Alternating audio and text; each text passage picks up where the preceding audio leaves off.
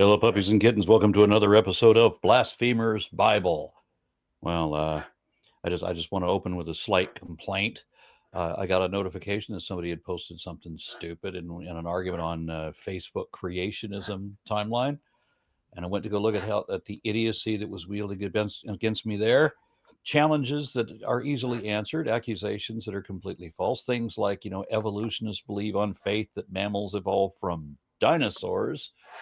Another such stupidity. Yeah, and I was told in that thread that that I believe that if I believe that a leg became a pedipalp, well, then I have faith to believe that because I don't have any evidence. And of course, if you'd seen my playlist on the evolution of what was it? Arthropod? No, it's the evolution of spiders. I can't remember. Arthropods. Yeah, I can't. It's like Arachnomorpha. Thank you. The playlist Arachnomorpha. I show a genetic study that identifies the mutation that turned a leg into a pedipalp. So, I mean, I have that. We do have the evidence for it. There's plenty of it there. But the clever way that they found of beating me in the argument after making all these challenges that I can no longer answer was to suspend my profile and turn off my ability to comment on that thread. So that does mean that you can answer them. In fairness, I don't think that your videos are they're quite beyond your average creationist. You're looking to educate like middle schoolers and high schoolers level. These people are eating their crayons still. Maybe there's a really beautiful series. Kenneth Branagh was the voice of it, The Age of Dinosaurs and then The Age of Beasts and The Age of Monsters. And I know the lack of feathers on the dinosaurs drives you absolutely batty and valid. But it is an out-of-date series, yes. It is out of date, but still, for where they're at, it would be a huge leap forward in knowledge. And Kenneth Branagh's voice is delightful. I'm currently working on a video for the evolution of Prototheria, which refers to monotremes, platypus and echidna. And I think I'm on the verge of making the best video that covers that topic that's ever been done. And I'm excited to do it. But it's like you say, I can't get these people to watch the video wherein everything is explained. And I think the reason they won't watch it is because everything is explained. I've noticed that there's also usually a thought-stopping presupposition that until you ferret out what that person's particular thought-stopping presupposition is, you're not going to get anywhere because it just it's locked in there. Like I've had people, try the moral argument with me, and obviously we've all dealt with that bullshit. But I didn't get anywhere until I asked someone, where the hell did you get the idea that morality should come from authority? Here's my favorite one so far. And unfortunately, I've never gotten a clear argument for this. And yes, Tomer, I know we're going to get back on topic in just a moment. But my mechanic, or not a mechanic that I was working with, when I was going to go to Wyoming, I was going to go on a paleontological expedition. And I was having my Jeep checked out, have everything ready for the trip.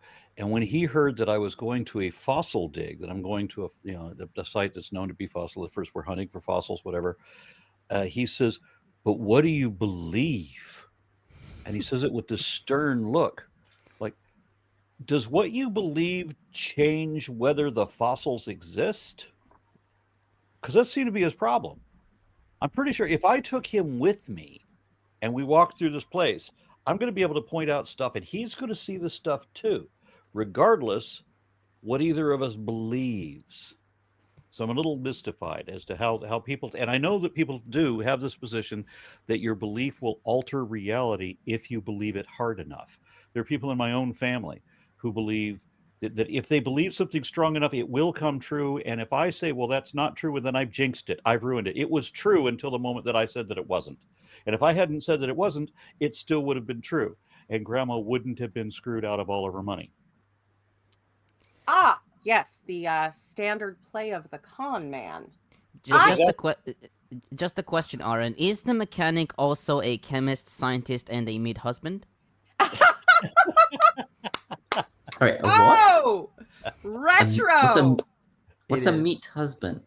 Mid-husband. Mid-husband, and Pendleton. Instead of a he can't, midwife. he can't be because Why? this particular individual has mid-husband? passed away.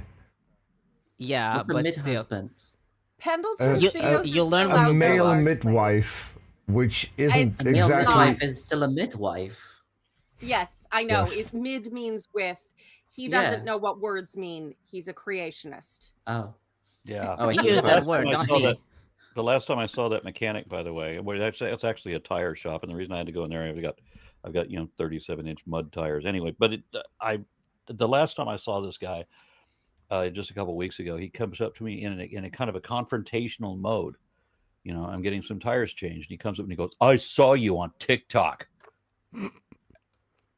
as Okay. if I was supposed to cower before him because I've been found out. Clips from your videos are frequently on my TikTok, but if I may offer a suggestion to any who find it useful, when people ask you what you believe, expecting you to have some sort of, because they really, really want to project faith onto a rational position by any means necessary, I usually go with cause and effect, because it Okay. kind of takes the air What do out of you their be- tires. What do you So- believe? I don't believe in a grand global conspiracy to create fossils and stuff. Like science. I believe in is out cause to and get effect. you. If someone ever asks me what I believe, I just say I believe in Joe Hendry. And if they don't get the reference, they're just not worth my time. Oh, Okay, so today we are reading 1 Kings of Legal Age. Yeah. And for me, of conscription. oh, yeah. Sorry about that. Don't be. I All think right, so over here, who 18 is- is only a special, and it allows you to work in and watch porn. I think. That's In what 18 civilized does. countries, He said it that also already, lets you know. drink. Oh wait, what am I saying? It's also the drinking age. Oh, well, in yeah. civilized countries, America not so much, but Yeah. And just, Okay. and Oh, just well, drinking people by start yourself, I drinking should way say. earlier in America. They yeah, just- 18 is just the legal buying alcohol by yourself. yeah. just to annoy Tomer Arn, you already have comments. Yeah. Yeah, let me take a look at that. Okay, so why are monotremes the purest of all mammals? They're untainted.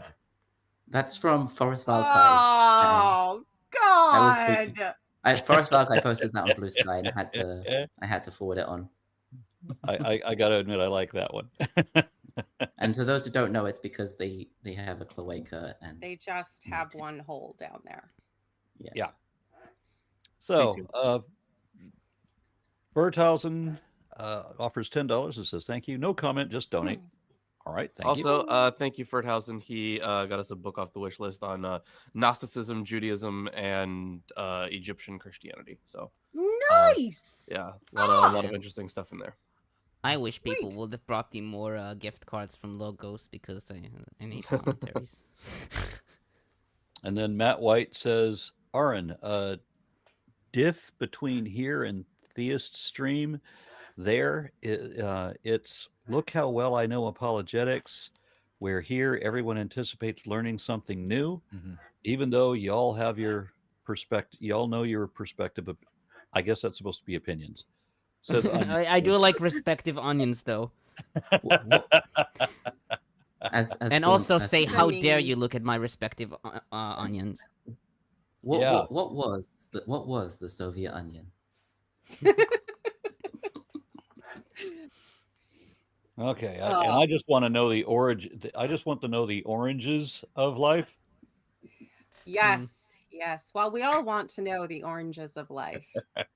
Didn't Trump say that one time as well, where he said we Yeah. have to look at the oranges of the matter or something like that? Yep.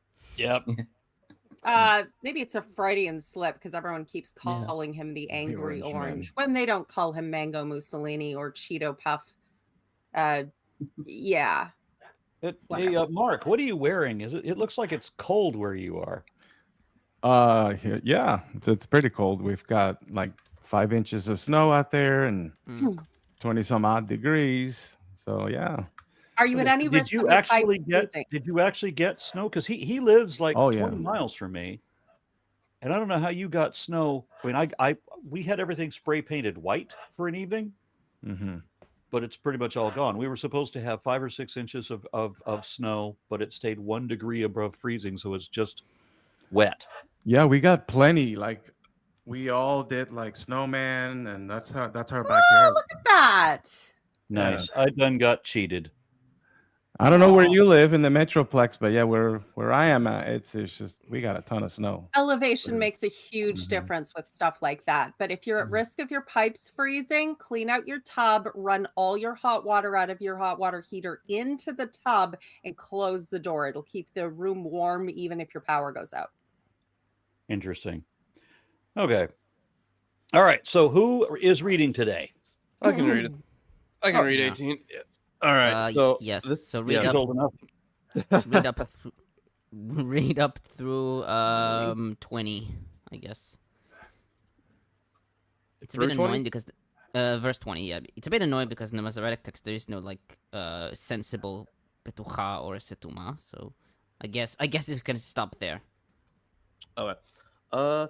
After many days, the word of the Lord came to Elijah in the 3rd year of the drought, saying, "Go, present yourself to Ahab.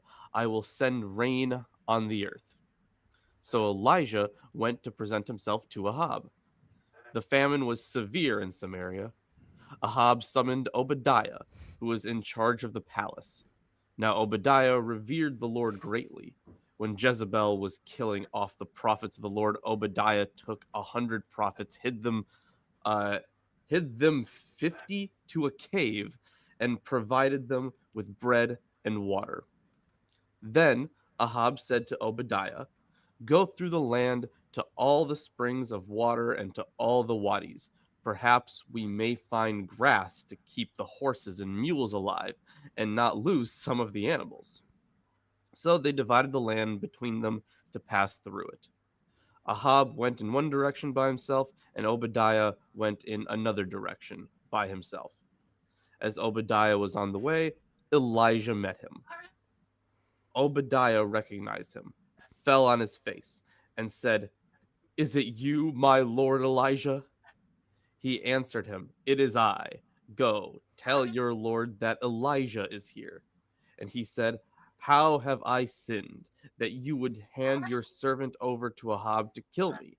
As the Lord your God lives, there is no nation or kingdom to which my Lord has not sent to seek you." And when they would say, "He is not here," he would require an oath of the kingdom or nation that they had not found you. But now you say, "Go, tell your Lord that Elijah is here." As soon as I have gone from you, the Spirit of the Lord will carry you, I know not where. So, when I come and tell Ahab, and he cannot find you, he will kill me, although I, your servant, have revered the Lord from my youth. Has it not been told, my Lord, that I did what I did when Jezebel killed the prophets of the Lord? How I hid 100 of the Lord's prophets, 50 to a cave, and provided them with bread and water? Yet now you say, "Go, tell your Lord that Elijah is here. He will surely kill me." Elijah said, "As the Lord of hosts lives, before whom I stand, I will surely show myself to him today." So Obadiah went to meet Ahab and told him, and Ahab went to meet Elijah. When Ahab saw Elijah, Ahab said to him, "Is it you, you troubler of Israel?" He answered, "I have not troubled Israel, but you have. No, you and your father's house, because you have forsaken the commandments of the Lord and followed the Baals. Now therefore have all Israel assembled Now therefore have all Israel assemble for me at Mount Carmel, with the 450 prophets of Baal and the 400 prophets of Asherah who eat at Jezebel's table. So Ahab sent to all the Israelites and assembled the prophets at Mount Carmel. So I mean, of course, we're building up to like that whole big scene where they're like, "All right, so whichever God is real, whichever God is better, do your thing." So it's there. It's the their little contest. Although some interesting stuff. I don't actually remember. Is this supposed to be the same? This is not supposed to be the same Obadiah that the prophet is. Well, Chazal thought that he was. Because nothing. The way this guy is speaking, I can't help but feel this is not. Although there is Sweeney who says that the book of Obadiah is constructed by this Obadiah. Oh, I see. Okay. It could be a case of him being, later working under prophets, or possibly writing, trying to preserve some of the prophecies of the prophets that he's hiding, hypothetically. Right. Yeah. Aside from just saying like this guy is, very, very pious, there's nothing about him specifically. Like if he was a prophet, they would have said it here. But the few interesting things, right? One for me was how like it's in verse 15. Elijah said, "As the Lord of hosts lives." So I think this is also because like the hosts would be like the heavenly army, right? Hello. Yeah. So that's already combative. He's like, "As the Lord of hosts lives, before whom I stand, I will surely show myself to them today." So he's prepared for a fight just by calling him the Lord of hosts. Okay, so it's more of a I'm with the army of the Lord, and Right. Yeah. no one pulling can rank. stand against me. My parents forgot to turn off the light in the fridge before Shabbat, so they couldn't open the door. The light would turn on, so they got in the neighbor to help them, and the neighbor they got in was a Salvation Army captain, and she was very nice. I mean, I don't know exactly how Salvation Army works, but I know that they have like military ranks and stuff. It's very interesting. Yeah, they have pseudo-military ranks, but they also don't get baptized and don't let any of their members drink any alcohol. They're holdover from Prohibition teetotaler days. Oh, interesting. So Yeah, it's like they have a house on the street, and they just like put up a different family for who has a high enough rank or something. I don't know how it works. That's interesting. Somebody in the comments says that they want to see me do another video on ungulata. I will do. I'm going to do Perissodactyla some point this year. And then somebody else. Oh, there was another comment that I was going to answer, and I can't see it now. It all moved. Oh, well, I'll have to get back to it. And Kip Davis says that Mark is wearing the garb of his homeland and country. Very nice. Hey, Dr. Kip. Yes, he's wearing a toque. That's what that hat is. It is a Canadian staple in the winter, and it's a toque. Also, in defense of Matt White, apparently knowing your onions is a British euphemism for knowing what you're talking about. Okay. Yeah, I should have recognized that. I'm embarrassed that I didn't know that. I'm such an Anglophile. I am so happy that I didn't know that. God, what a terrible. Oh, shit. That's because you don't know your onions. Using their language. Do you think you can put an onion in the corner of the room and it will absorb the toxins? And if it turns brown, you know it worked. Oh, God. Stop watching. You've been watching click videos of crazy, crunchy Facebook moms, haven't you? I watch all his videos, so. Then the redneck atheist said he would love to watch a conversation between me and Clint's reptiles. We were supposed to do that. Clint has actually accepted 2 requests from me to do a collab video. It's just I can't get him to follow up to make it actually happen. He says, yeah, we'll do that, but then that's all I hear. I know that he started doing anti-creationism stuff, which is fascinating because Clint is a Mormon. He's a believing Mormon, but he also takes on creationists. So I think it would be a great video for he and I to do something together on that. It's just a matter of coordinating. It's interesting how many people are like surprisingly Mormon. Like, oh, here's a normal person, and then you find out they're Mormon, and it's like, Oh, I had no idea. It's like Mm. it's not that important to their personality, I guess. It's interesting. Or they're just a little more nuanced and willing to take some things as, symbolic, like adults. It's like finding out somebody's a furry. I feel like that's more obvious. Well, that depends whether or not you catch them running around in a suit. Yeah, I didn't notice you were wearing magic underwear. Oh, it's pink and fluffy, and you have a tail. Oh, nothing is Hey, more Tomer, awkward you got any than, commentary or what? yeah, I do actually. more awkward than the "how did you find out what a furry is" conversation. How did it turn to this filth? Okay. Yeah, I just wanted to. We are check apostates. Of course, it's going to turn to filth. We have to. We're ethically obligated. We have to keep up appearances, after all. Mm-hmm. Yeah. Okay. I was just checking regarding the identity of Obadiah. Okay. So I'll start with verse 3 about Obadiah. In Hebrew, it's Ovadiahu, which literally means servant of Yahweh. Chazal in Talmud Sanhedrin 39b taught that he is the same Obadiah of the 12 minor prophets.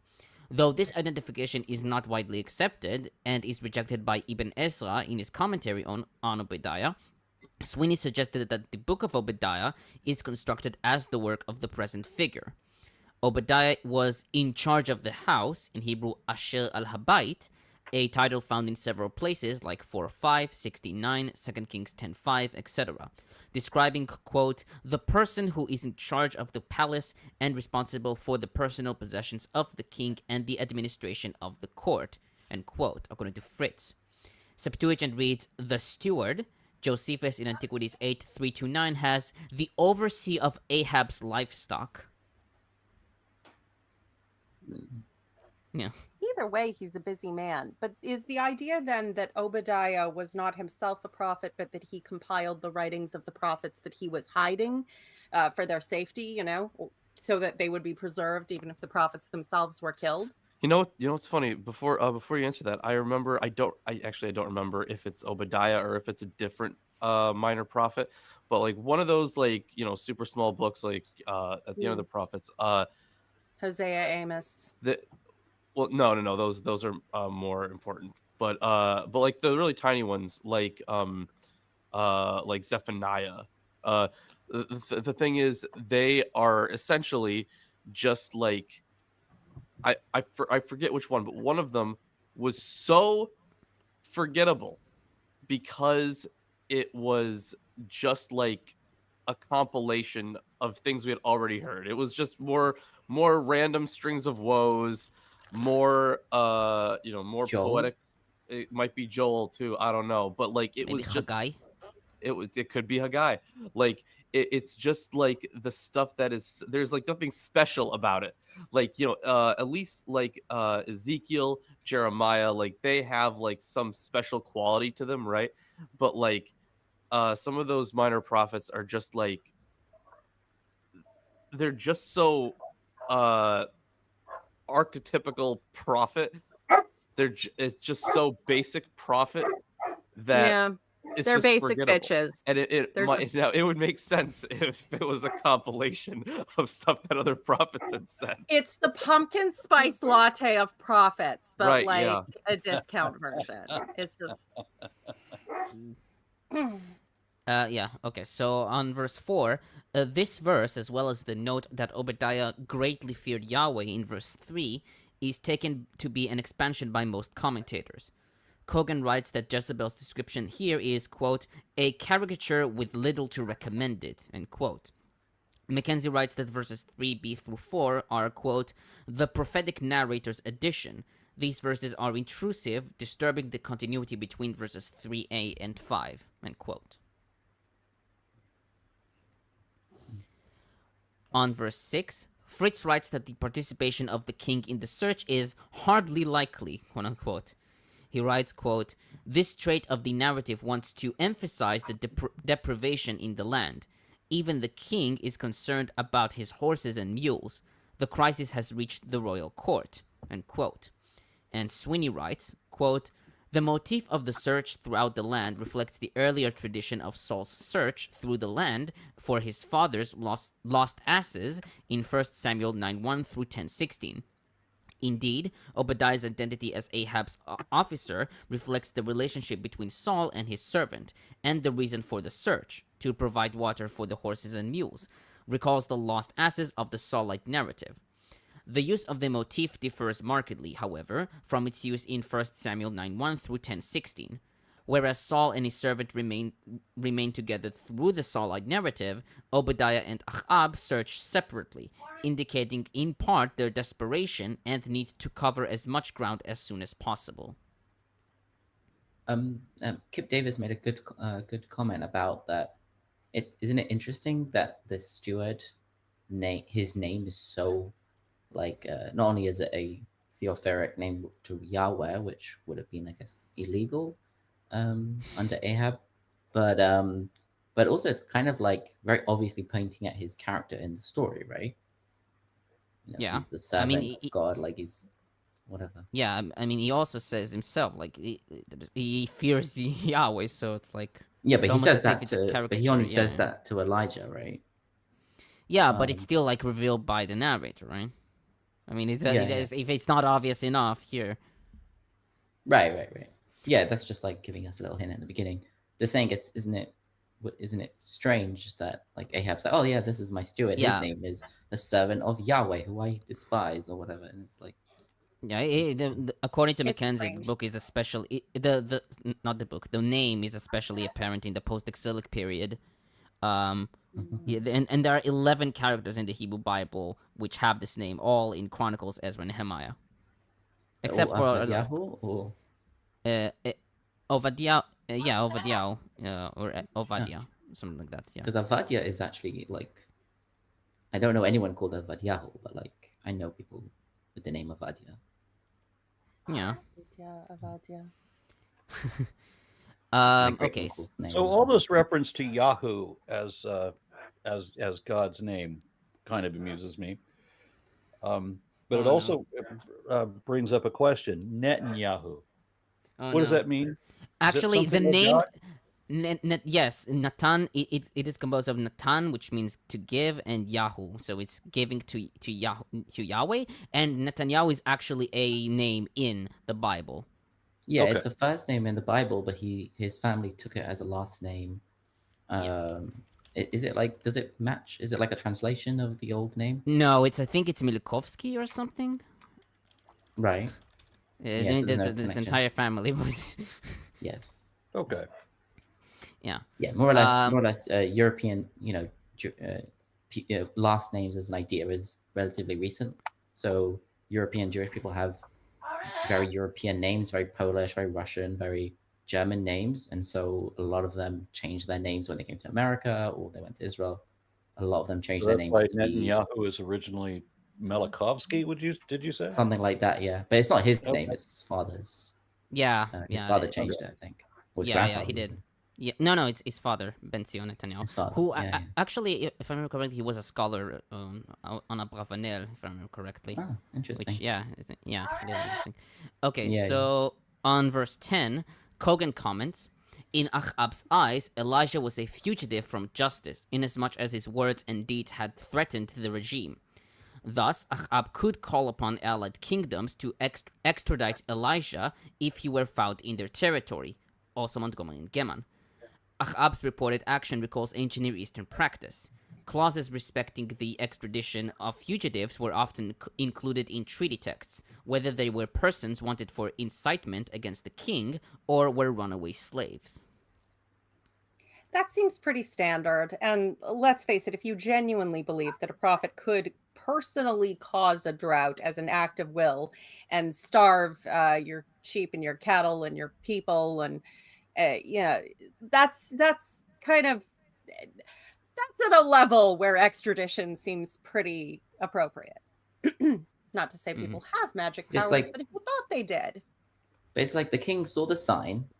He saw the prophet saying that there will be no rain. There is no rain. He can't find the prophet. And he's like, okay, we'll just continue what we're doing and we'll try and find him. you know, because Mm-hmm. he's the one who did it. He'll fix it if we grab him. But they didn't think that, oh, maybe we should listen to what he was warning about and actually change their ways, you know. It's interesting, actually, that there's this association between the person who predicts a thing and the person who causes a thing. And I wonder if that might have something to do with the root of religious sort of hatred of scientific inquiry. I mean, there's many reasons for it, of course, but science actually effectively predicts certain things. It doesn't cause them, it predicts them. But a lot of people will say, well, you predicted it, you must have made it happen. And then you get ridiculous conspiracy theories. It's no. Yeah, it's almost like the writers here are saying, like, scientific inquiry, testing, you know, not prophecy, but predictions. Those are better. And, you know, the idol worshippers, they're just doing things out of pure faith. And it seems to be like saying that that's You could bad. interpret it that way. I Yeah. don't think most religious people would, but it would be an interesting interpretation to defend. Okay, on verse 12, the Spirit of the Lord may carry you when I leave you. Kimchi wrote that when Elijah was nowhere to be found, people thought that the Spirit of the Lord carried him to one of the mountains, much like what the sons of the prophets said regarding Elisha, quote, perhaps the Spirit of the Lord has carried him off and cast him upon some mountain or into a valley, end quote, according to 2 Kings 2:16. And McKenzie comments, quote, the concept of Yahweh's Spirit that is articulated here differs from that found in Judges 6:34, 11:29, 14:6, and 19, in which the Spirit took possession of a person inwardly and moved that person to action. In the present text, the Spirit is a force outside of Elijah and transports him. It is a notion found elsewhere in Kings only in 2 Kings 2:16, and outside of Kings only in Ezekiel 2:2, 3:12 and 24, 8:3, 11:1, and 43:5.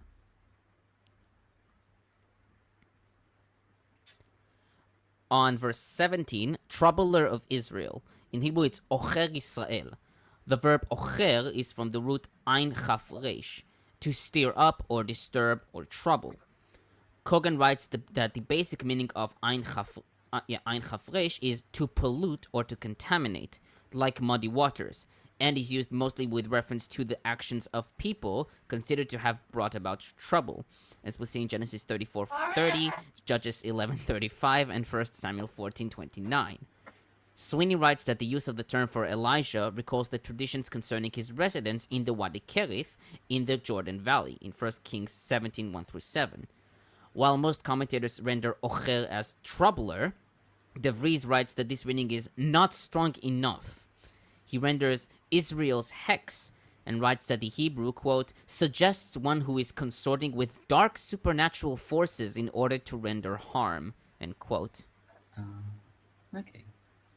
That would make sense. That kind of would it fix my questioning of Ahab's behavior if he truly believed that this was a dark magician or something. Yeah. On verse 18, McKenzie comments, Ahab blames Elijah for the drought. The charge is a tacit admission that Yahweh controls fertility in Israel. Elijah turns the accusation back upon Ahab in accord with the idea common in the ancient Near East that kings were responsible for ensuring the well-being of their subject and domains. The real cause of the disaster, he asserts, is Ahab and his family, who have brought trouble by abandoning Yahweh's commandments in favor of the Baals. Israel's real trouble, in other words, is not the drought, but the worship of other gods that Ahab and the Omrides have led them into. This statement prompts the contest about who is the real God. Isn't that part of the king's duties at that time, was to maintain the relationship between the people and the gods? Not in the same way the priests did, where the priests are all, placating the gods and telling why everything bad that happens is because the gods are pissed at you. But they're supposed to sort of, I don't know, there's something about the relationship there that the king is responsible for being the linchpin of. Yeah, they were usually like in the ancient Near East, they were usually seen as kind of like like a chosen one of the deity. Depending on like where you are, you could like the king could be viewed as like even an avatar, I guess, of the deity, but that it did vary from place to place. But yeah, they absolutely were kind of representative of the community. Like for instance, the some of the Egyptian pharaohs, I think in some traditions, they were considered both high priest and king, Yeah, they were. Yeah. and so they do that actually in a very interesting way. They could be an avatar of the divine. They could be a descendant biologically of the divine.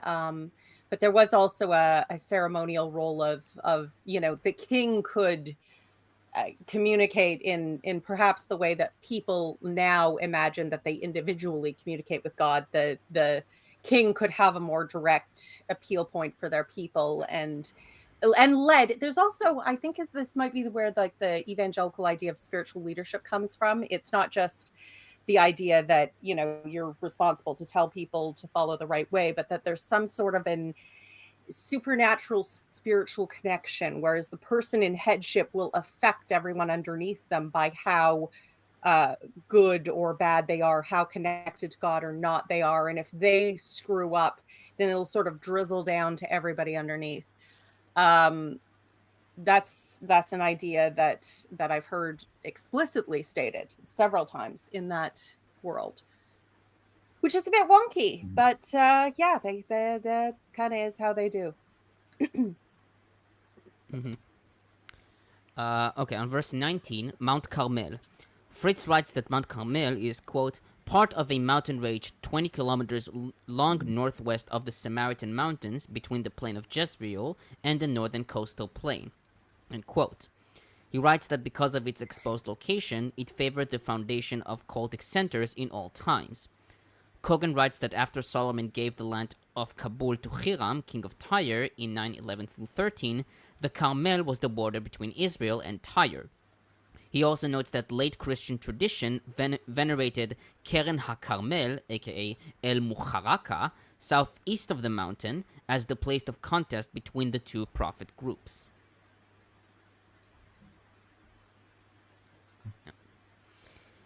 There's nothing about the story that like kind of leads to being such like here is an existing structure, location, and let's make a legend about it. There's no like, unless you were saying like 12 stones altar maybe might have been a thing, but yeah, maybe there's like a pillar with a ditch around it that helped create the story. I don't know. On that same verse, prophets of Baal, prophets of Asherah. Cogan writes that beside this clause, the biblical authors do not admit to any prophecy by foreigners.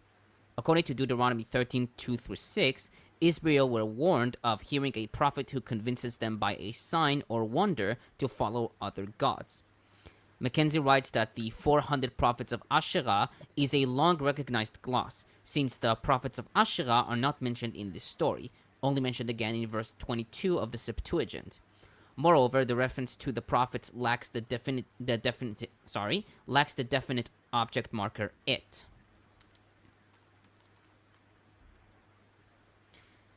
And finally, on no, we didn't read that. Yeah, that's my final comment.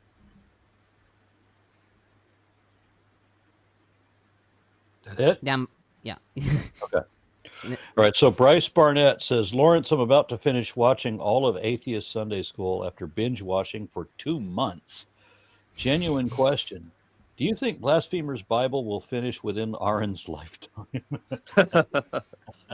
First of all, thank you for watching. Thank you for sticking through that. I always say if you can get past like the first half of it, the second half is pretty easy because early on everything was kind of shit. So I'm surprised you got that far.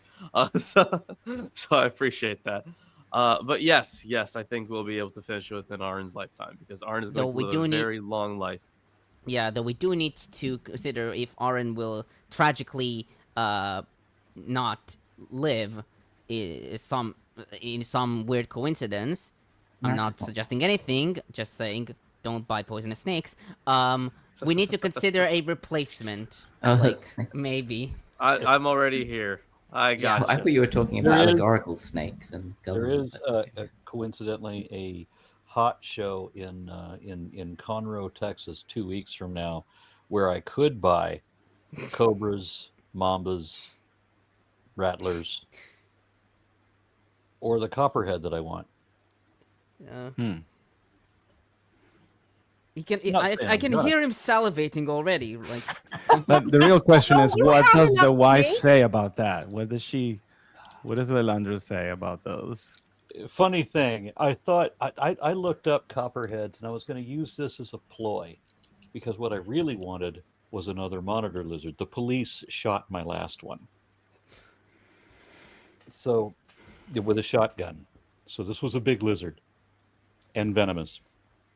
But I wanted to sate her by suggesting that I would get a copperhead, and I thought if she thinks that I'm going to be getting a venomous viper, then she'll be satisfied if I instead opt for the lizard. But no, she knew what the lizard was. She knows that these have occasionally eaten their owners.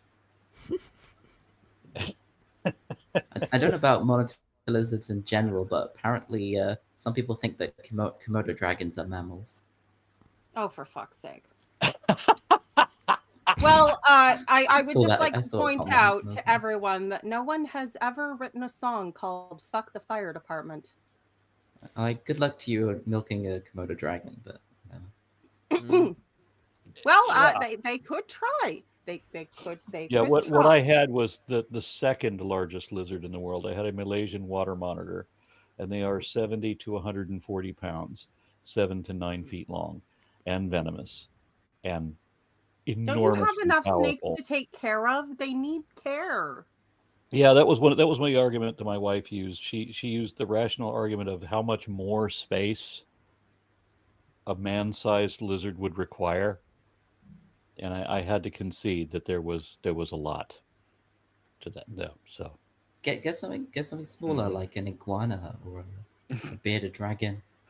You know, women can't live with them, can't successfully refute their hypotheses. all right, get back on topic, will we please? yes. Please finish the chapter, Lawrence. Or are you too much occupied with the cat?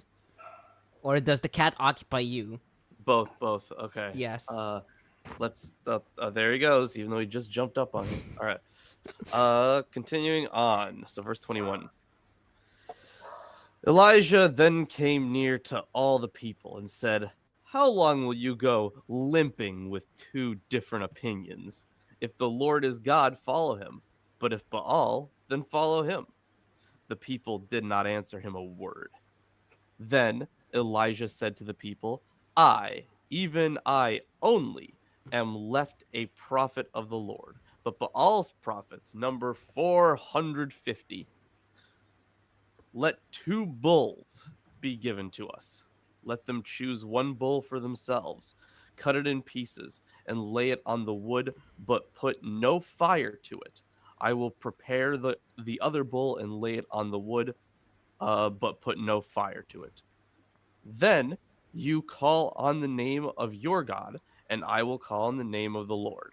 The God who answers by fire is indeed God." All the people answered, "Well spoken." Then Elijah said to the prophets of Baal, "Choose for yourselves 1 bull and prepare it first, for you are many. Then call on the name of your God, but put no fire to it." So they took the bull that was given them, prepared it, and called on the name of Baal from morning until noon, crying, "Oh, Baal, answer us." But there was no voice and no answer. They limped about the altar that they had made. At noon, Elijah mocked them, saying, "Cry aloud. Surely he is a god. Either he is meditating, or he has wandered away, or he is on a journey, or perhaps he is asleep and must be awakened." Funny guy Elijah. Then Mhm. they cried aloud, and, as was their custom, they cut themselves with swords and lances until the blood gushed out over them. as is tradition. As midday passed, they raved on until the time of the offering of the oblation. But there was no voice, no answer, and no response. Then Elijah Say said what- to... Sorry, go ahead. Say what you want about Middle Eastern gods. Those are some melodramatic bitches. Yeah, you're telling me. I mean, probably more of a polemic, but And again, in the context of the story, they're all, they're very into it. They seem to believe wholeheartedly that their God will come to them. right, But, yeah. But the scientific inquiry of Elijah continues. Yeah, we had this cult or this practice, this it's just something we did. We used to just cut ourselves until the blood gushed out, and sometimes we would stare at the sun until our eyeballs burst into flames. There are still some religious cults that do flagellation, Self-flagellation. Yeah. Yeah. Oh, I didn't think that was the religion. I thought that was just kink. It's It both. is kink, Religion and Actually, yeah, kink you're have right. a You're lot of right. It's the crossovers. same thing. Yeah, religion is just kink with extra drama. Yeah, and then they invented hobbies. And no consent. Yeah, that's the problem. No consent. Just it would be fine if they did the kink and had the consent, but they're not so good with the consent. I'm going to continue, though. Yes, please. Then Elijah said to all the people, "Come closer to me." And all the people came closer to him. First, he repaired the altar of the Lord that had been thrown down. Elijah took 12 stones, according to the number of the tribes of the sons of Jacob, to whom the word of the Lord came, saying, "Israel shall be your name." With these stones, he built an altar in the name of the Lord. Then he made a trench around the altar, large enough to contain 2 measures of seed. Next, he put the wood in order. One from each bull in pieces. Next, he put the wood in order, cut the bull in pieces, and laid it on the wood. He said, "Fill 4 jars with water and pour it on the burnt offering and on the wood." Then he said, "Do it a second time." And they did it a second time. Again, he said, "Do it a third time." And they did it a third time, so that the water ran all around the altar and filled the trench also with water. At the time of the offering of the oblation, the prophet Elijah came near and said, "O Lord, God of Abraham, Isaac, and Israel, let it be known this day that you are God in Israel, that I am your servant, and that I have done all these things at your bidding. Answer me, O Lord, answer me, so that this people may know that you, O Lord, are God, and In Israel. that you have turned You their are God hearts in back." Israel, not so much in Japan, but here in Israel, yeah. Well, yeah. Mm-hmm. Then the fire of the Lord fell and consumed the burnt offering, the wood, the stones, and the dust, and even licked up the water that was in the trench. When all the people saw it, they fell on their faces and said, "The Lord indeed is God. The Lord indeed is God." Elijah said to them, "Seize the prophets of Baal. Do not let one of them escape." Then they seized them, and Elijah brought them down to the Wadi Kishon and killed them there. Wow, what a dick. Elijah said to Ahab, "Go up, eat and drink, for there is a sound of rushing rain." So Ahab went up to eat and to drink. Elijah went up to the top of Carmel. There he bowed himself down upon the earth and put his face between his knees. He said to his servant, "Go up now, look toward the sea." He went up and looked and said, "There is nothing." Then he said, "Go again 7 times. At the 7th time he said, "Look, a little cloud no bigger than a person's hand is rising out of the sea." Then he said, "Go say to Ahab, harness your chariot and go down before the rain stops you." In a little while, the heavens grew black with clouds and wind. There was a heavy rain.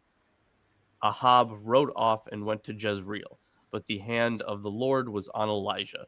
He girded up his loins and ran in front of Ahab to the entrance of Jezreel.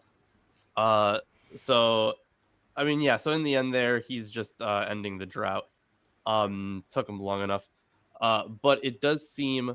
I mean, it all this stuff did take place on Mount Carmel, but it does seem kind of out of place to just so quickly go back to the drought. But I guess he did kill the prophet, so there's really not much more to. to do God's there. favorite thing is piles of dead bodies of his tortured enemies. And so it was at the Wadi Kishon, and I'm pretty sure that's the that's the Kidron. Never mind. How far is that from Samaria? Because I'm feeling that the geography is a bit fucked up. But I'm not also, sure. I have to say, although love the dramatic visual of the old white-haired man outrunning the king's chariots. But am I the only one who's getting a bit of a dirty pool vibe? It has supposedly been a drought for 3 years. Where the fuck are they going to find 4 giant jars of water Yeah, that's true. that you just fucking you're all like dying of thirst and all your animals are dying of thirst. Yeah, we're going to waste fucking where are we even going to find them? I'm guessing I'm getting the vibe. I'm just saying a bit of oil, a bit of kerosene, a bit of something that would go whoosh and explain why everything was consumed, even the dust in the trenches. It's Yeah, far it must more. have been burning super hot. Yeah, that sounds like an oil Yeah. fire if I ever heard one. Yeah, it sounds like an oil fire. All yeah. he has to do is have 4 conveniently placed jars of oil. And there, the water's there. Grab that and look at that, and then one little spark, and poof. I also do want to point I out the 7 times that he was told to do this thing. Now that happens, a whole bunch in Magic numbers do be magic. well, yeah, magic numbers, sure, but like this whole thing where you have to like you have to repeat something 7 times. That was at the beginning of the Deuteronomic history, right, where we have the people walking around Jericho. And I think we have a similar thing in was it part of the Balaam oracle? Which part? that he had to like walk around 7 times or like go up 7 or like Or didn't he have 7 altars with 7 rams? Or maybe it was the 7 altars thing. I know he visited a few locations, right? But like yeah, but there was only forget how like many 2 or altars 3 he had of to set. those because they tried to say maybe God will curse them if you look at them There are from only this 3. angle. If 7 maids with 7 mops swept it for half a year. Yeah. I think there seems to be. I'm pretty sure Kip hit the nail on the head. I wonder if someone just made this up. There seems to be a recent Christian belief that the number 6 is evil. Like it's very recent. Very bad exegesis. I mean, it's always had what it's based on. revelation. SJL throws out the comment, says, Aaron, I asked this of Matt Dillahunty once. He said no. Would you be tempted if you could own a Titanoboa? Well, it's not something I can actually carry around, is it? So, no. I mean, would you really own it, or would it own you? I'm pretty sure. I'm afraid of anacondas. I will have a retic. I love retics, but I would be afraid to have an anaconda, so I would not have a Titanoboa. All right, then Satan 616 says Yahweh wins in a story in a book made by his worshipers. Yep, that totally happened. No bias as a literary device to see here. And then Kip Davis says Eliyahu was a boss. He was the Lord of Hair. Yeah, he is described as hairy in 2 Kings 1. So okay. And remember the whole with in the New Testament, John the Baptist is supposed to be like the new Elijah, and he never cuts his hair and wears hair, and he's all hairy and gross, crazy desert man vibe. And then, as Lawrence just read, Kip adds, I wonder if maybe someone just made this story up. They Yeah, I may mean, very well have made this story up, I agree, but I'm willing to bet that at some point there was someone who pulled the water oil trick that we've been talking about, and it was very impressive to the locals for something. I'm not saying it was this exactly. I'm just Yeah. saying it wouldn't the have really worked during a description. drought. Yeah. No, but the description being what it is, it would make it Yeah. very easy to sub out water because where the hell are you going to find it? So the early commentaries, or Jewish people, they saw a problem with this story because of something similar, right? Which is like, where does water come from? Also, like the amount of water, it's like a couple of jugs. It's not talking about like, it doesn't say that they're big or anything. And then the Well, yeah, ditch but if it's is going to massive. soak and If it's fill gonna the stoke ditch, yeah, exactly. He's gonna have to All the be wood frickin' and the Yeah, big. that's what I'm saying. So I'm saying like there's not enough water for like, because the ditch is supposed to be like an acre or something. I don't remember exactly, depending on which one. I'm sure Tom will get into the numbers, but so there's one story where Elisha, not Elijah, but Elisha is there, and water comes out of his fingertips and fills. Yeah, there are a lot of miracle stories of Elisha in contrast Yeah. to Elijah. He was a waterbender. I mean, he was a lot of things. But He Elijah, also, the thing is, Elijah gets like the cool ascension scene, right? So like, yeah. I don't know, screw Elisha. Elijah's No, way I cooler. mean, Elisha does badass stuff as well. He Yeah, I mean, it kills doesn't- he well, it's kills mostly 42 copies. children with bears. I think that's badass. That's pretty funny. Yeah. Immoral or not, I think it's good. God does They love might- him they might some have been- great. According to the Christians, they might have been spiritual bears, but whatever. Yeah.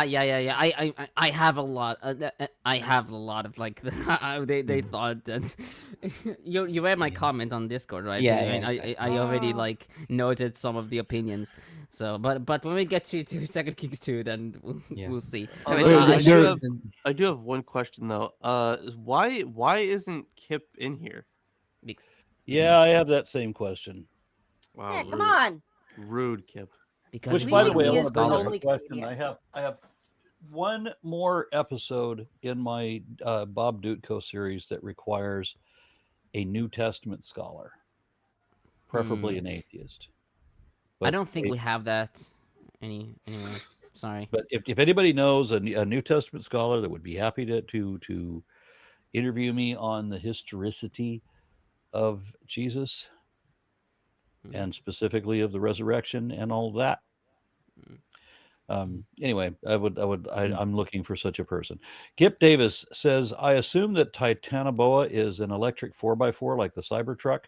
No, it's actually an anaconda that was 40 to 60 feet long and weighed over a ton. And it was from like the Eocene. Kip Davis says, no, he literally described a Lord of Hair. He wasn't just hairy. Where? I don't know. I need to look at this up. Yeah. SJL offers $5 and says $5 in exchange for the snake distraction. Thank you so much. Oh, I mean- think I understand. I mean, the because he's Hebrew- called I mean- Baal Se'ar, which Yeah, yeah. means Lord of Hair. But I'll Yeah. see. I'll see this. Yeah, but it's the same as like Baal can mean owner as well, and so like Yeah. a Balabat is not a lord of the house. Well, you could Yeah. They translate it don't as lord have of the house the as well. like the story like they have with Samson, where mom is told never cut his hair, blah blah blah blah. So you don't have that explicit that he wasn't allowed to, but he does spend a lot of time off in the wilderness. I'm going to assume he wasn't really. Yeah. Kip Davis says he has another stream in 30 minutes. So priorities, and we're just second on the list. Shame. Before moving on, there's one observation that I have on verse 38, because I think when most of us think of this story, we think of like this fire coming down and consuming the offering or whatever, or just lighting up the thing. But it says that it consumed not only the wood, but the stones and the earth. Like, think about like how hot must this fire be to be able to consume stone? I feel like this is a much bigger extraordinary claim that we can It was a meteorite. It is, and that's why I give the idea of an oil fire where you have extremely hot, stones are cracked, earth is disturbed, the entire trench around it lights on fire, and just explosive, fire Yeah. at that for that much that I- quickly. Regarding this, there is a comment by McKenzie. He notes, he notes that we can ignore, except for the purpose of amusement, the theory of G.H.F. Hitzig, elaborated by R.H. Kenneth, that what Elijah poured was not water, but naphtha, an accelerant, which he ignited with the use of some kind of reflector. Montgomery's response is opposite, quote, such rationalizing would preserve the historicity of the story at the cost of its morality, end quote. Wait, naphtha? Is that Naphtha. like gasoline? Or I think it is. In Hebrew, it's neft, right?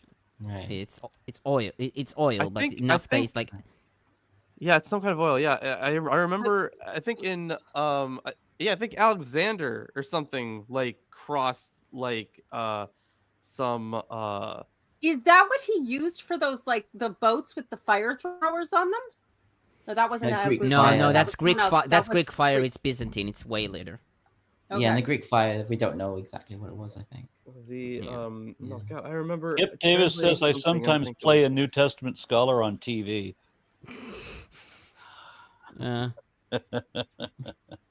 Yeah, it's basically like petroleum, right? But that's the point, I guess. The moral that would be preserved if it was in fact a parlor trick, which it very much sounds like, would be that prophets lie, which I'm going to say, having been alive for several years as an adult and having access to the internet where I can look at, that's fucking true. Really, really true. Very, very true. So I mean, Yeah, how that's much different are these people from like the David Copperfields of our time now? that or pull the in all Peter kinds of shit? Popoff. no, same guys, they're shit. real prophets. Ah. Mackenzie hand. notes that there are at least like the purpose of the water. He notes five distinct proposals that have been floated. 1, a guarantee against trickery or Elijah's part. 2, enhancement of the miracle. 3, ritual washing of the sacrifice. 4, libation. And 5, ritual magic for summoning rain. And he writes that option 5, the ritual magic, is attractive in view of the focus of the prophetic stories on acts of ritual magic and helps pinpoint the genre of the older contest story as prophetic legenda. Yeah. I thought it was just like, let's put water on it, so it's like, the fact that the fire licks up the water is a bigger sign or whatever. Yeah, I mean, the enhancement of the miracle, I guess. Yeah. To make the miracle greater, the way that people always say when they're being disproved. I guess. Okay, so I'll start on verse 21. How long will you waver between two opinions? In Hebrew, it's how long will you limp or pass over, in Hebrew, posechim, over the two seifim. The root pe samechet refers to hopping and jumping, but can also mean to lame, according to 2 Samuel 4:4, a reading found in the Septuagint. McKenzie writes that in verse 26, the verb describes or parodies the ritual dance of the prophets of Baal, but it remains unclear whether the verb in verse 21 has the sense of hop or limp. The word seifim is a hapax, and its exact meaning is unclear. Traditionals render seif as thoughts or opinions. Likewise, Fritz renders opinions and writes that it demonstrates, quote, the necessity for a decision, because in the view of the narrator, the people are only safe in the worship of the true God, end quote. DeVries, however, writes that the related forms of the word mean bow of trees or lop off branches, hence the idea of being on crutches. Sweeney writes that the term constitutes a pun, meaning both branches and opinions. Josephus, in Antiquities 8:3-7, reads, how long they would live thus, divided in mind and opinions. Vulgate has, how long do you halt between two sides? And Targum and Peshitta has, how long are you to be divided into two divisions?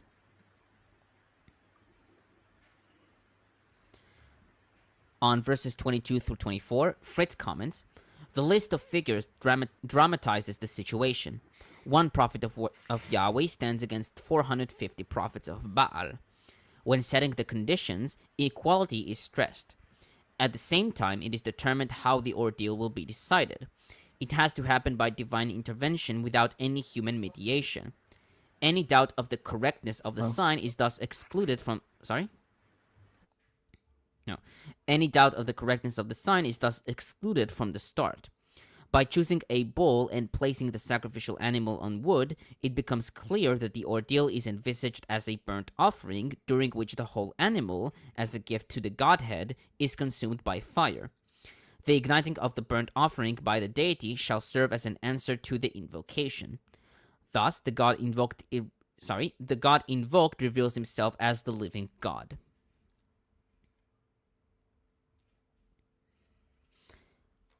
On verse 26, they took the bull given them. Hebrew Bible reads, they took the bull that he gave to them. Rashi wrote, quote, for it slipped away from them so that it would not be offered to the idol, and it ran under Elijah's cloak. He said to the ox, go, for through both of you the omnipresent will be sanctified, end quote. Kimchi suggested that Ahab gave them the oxen, and they chose the one they wanted. Likewise, McKenzie writes that Elijah couldn't have given them the bull, since verse 23 indicates that the bulls were supplied by someone else. Cogan writes that because of this seeming contradiction, the statement which he gave them, Asher Natan Lahem, is absent from the Septuagint, with DeVries taking it as an interpretive addition. It would make sense, though, if it's like he gave them first pick, as opposed to he gave them the bull. I mean, he's very clearly being all melodramatic about how he's giving every possible advantage. Yeah, You go first. You go first, please. That's... Yeah, but the Hebrew suggests that he gave them the bull, right? Natan means to give, right? So I guess it's still a plus in the Masoretic text, but yeah, maybe. Giving them first choice, though, would be seen as giving them an advantage. They could choose the more ceremonially clean bull, or whatever. Yeah, he already says that you should do this first, so I don't really see this as necessary. Okay, so they danced around the altar they had made. Hebrew for they danced is vayifaschu. DeVries writes that this is a pun on verse 21. He writes that, quote, orgiastic dancing, end quote, I like that, is evidenced from various sources as characteristic of Phoenician Canaanite religion. Yeah, he uses orgiastic. Yeah. Orgiastic dancing. Yes. So this is the Old Testament way of saying twerking. That's the DeVries' way of describing what it brings a whole new meaning to the conga line. I guess. Likewise, Fritz notes that in Israel, a dance can accompany the cultic festival, as seen in 2 Samuel 6:14, Psalms 1493, 154, and Jeremiah 31:13. But unlike Greece, where dancing was an expression of joy, here it seems to have, quote, an incantational function and serves as a medium to reach an ecstatic condition, explicitly alluded to in verses 28 and 29. All jokes aside, that is a good point, that this ecstasy, this religious hysteria and orgiastic ecstasy is something that a lot of religions play into. It's an experience they're supposed to be able to give their followers. I mean orgiastic in the sense of being very dramatic and overwhelming and all-consuming, not that everybody's actually banging in church. Interesting as that would be. Not everybody. Well, yeah, I said interesting, not necessarily appealing, but it's definitely something that, there are states of mass hypnosis, mass hysteria, and so forth that can bring forward these very cathartic experiences, and the addictive properties of that is part of what keeps some religions going from a experiential point of view and keeps people hooked in. because if you can get into this hyper emotional state and get addicted to the endorphin rush, and then you're told that that's the Holy Spirit, you felt God. Kind of. Dopamine. Mhm. Though I will note that this clause, the limp around the altar, is not found in the Old Latin, the Vitus Latina, and likewise McKenzie removes it, and he writes that it is inappropriate for other reasons. So, I guess. Okay, so you thinking they limping because they had boners or what? well, Kip Data says, but in all seriousness, it's the New Testament. How hard can it be? It's not. It's super easy in comparison. It's so easy in comparison. Says Lawrence, says he discusses the multiple kinds of Greek he learned to understand it. No, I mean it's only Koine, but like it's like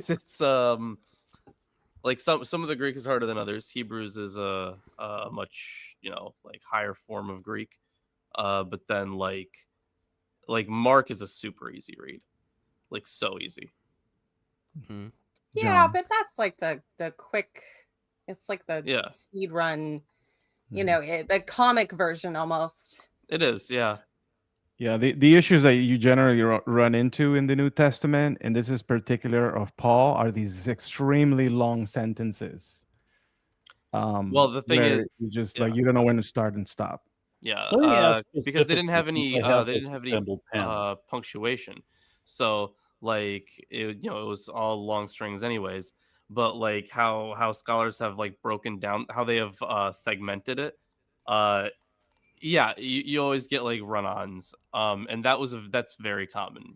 Let me ask specifically, since I have this assembled panel, what I'm curious about is in my next episode of the Bob Dutko series, he says that what you can get from anti-Christian hostile sources from 2,000 years ago, meaning he's saying contemporary with Jesus, from anti-Christian contemporary with Jesus sources, you can get that Jesus existed, that he was supposedly born of a virgin, that he had an earthly father who was a carpenter, that he was a teacher, that he was a prophet, that he taught repentance, that he taught followers would become brothers and sisters, that he changed the beliefs of the Jews.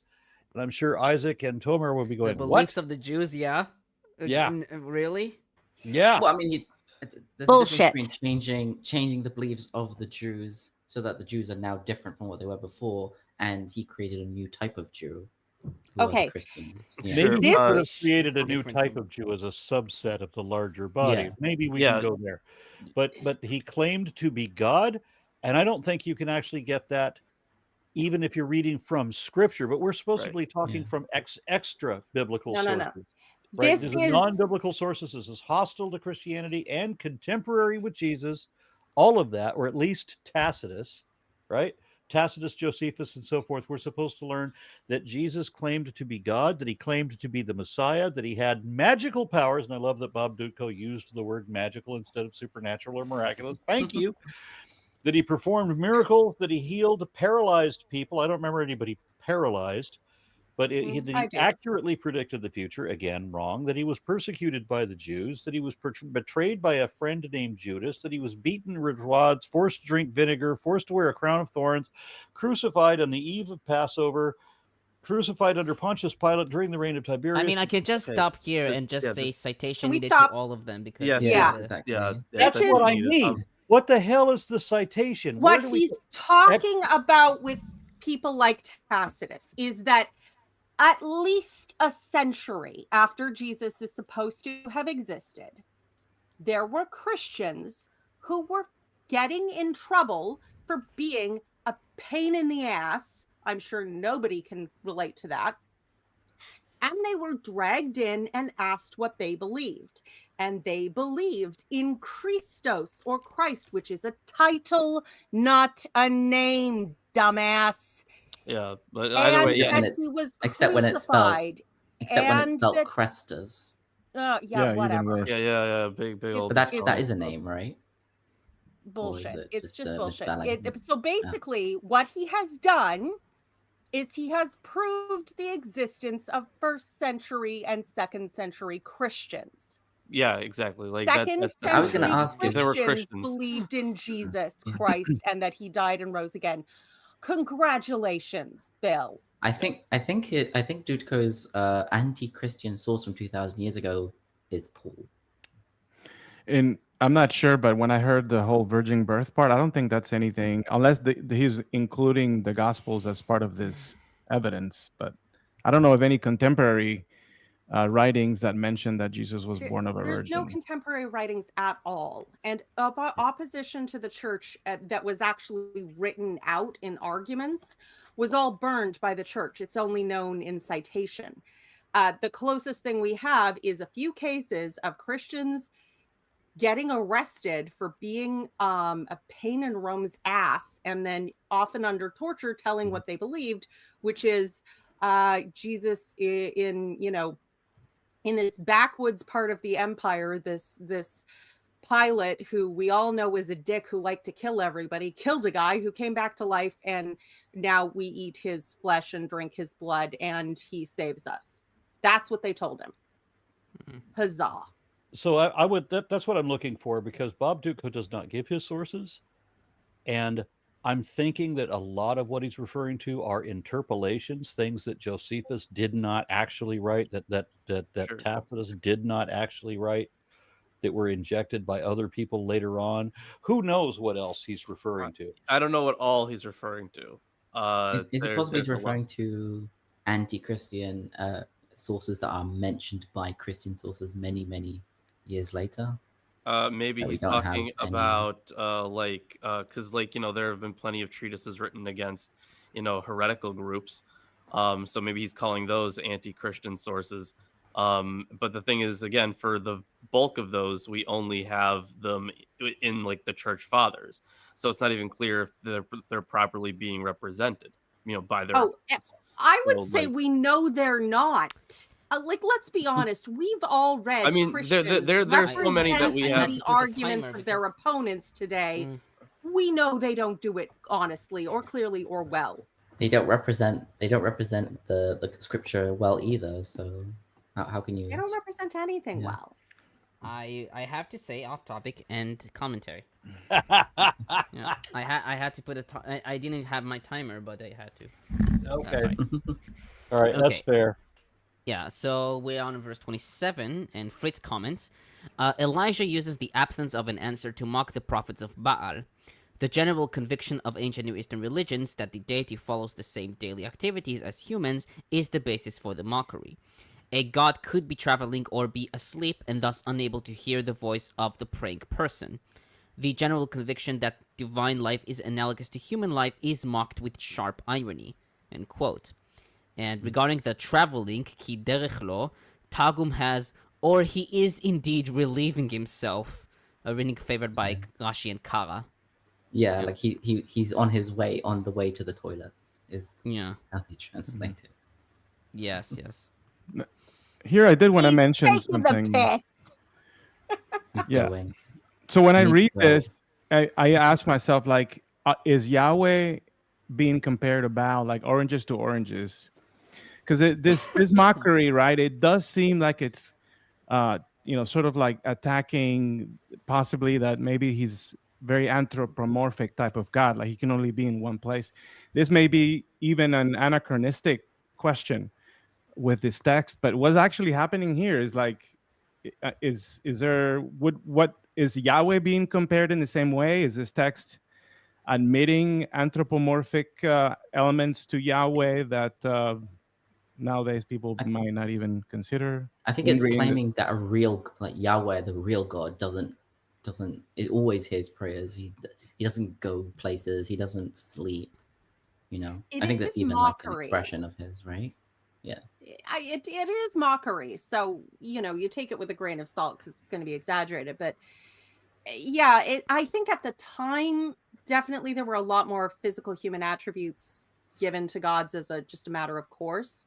It's always easier to later interpret it as, you're God is so weak and human, he probably has to sleep and go to the bathroom. Yeah, got a couple more He's just comments. a And minor again, god. to go back to the topic we were on a moment ago, Kip Davis says, well, there are contemporary writings. It's just that none of them is even remotely interested in Christianity in its nascent form. And then Kip adds, Wes Huff, the new hero of Christian apologetics. A handful of people have in the last 3 days said that Look at I the should timer. debate Wes Huff. And I've never heard of the guy until now. And I don't know what I would debate him on. I mean, I haven't heard about him until recently. Yeah, so I don't know that Hmm. much about him. Yeah. Okay, so Okay. that's enough of those comments. Tomer, back to you. Yeah. Okay, on 28. Slash themselves with swords and spears as was their custom. Sweeney They're comments. custom because they didn't understand chess yet. Okay. Sweeney comments. Such practice is attested in an Akkadian text from Ugarit for ecstatic Muhu prophets, quote, who drench themselves in their own blood, end quote, and in Hellenistic contexts. The practice reflects ancient mythology concerning the death of the fertility god, whether Baal, Tammuz, Dumuzi, or others, who descends into the netherworld during the dry season and must be brought back to life in order for the rains to come in the fall. By gashing themselves, the Baal prophets ritually identify with the dead in an act that reveres the normal course of the created world. Such identification with the dead Baal plays a role in stimulating his revival. Perhaps it motivates his consort, Asherah, Anat, Ishtar, Inanna, and so on, to descend to the netherworld in order to bring him back to life. Such practice is forbidden for Israelites, as we see in Leviticus 19:28, 21:5, and Deuteronomy 14:1. This is similar to Isis and Osiris. Kip Davis adds, Wes Huff will not debate you, Aaron. Gosh, why not?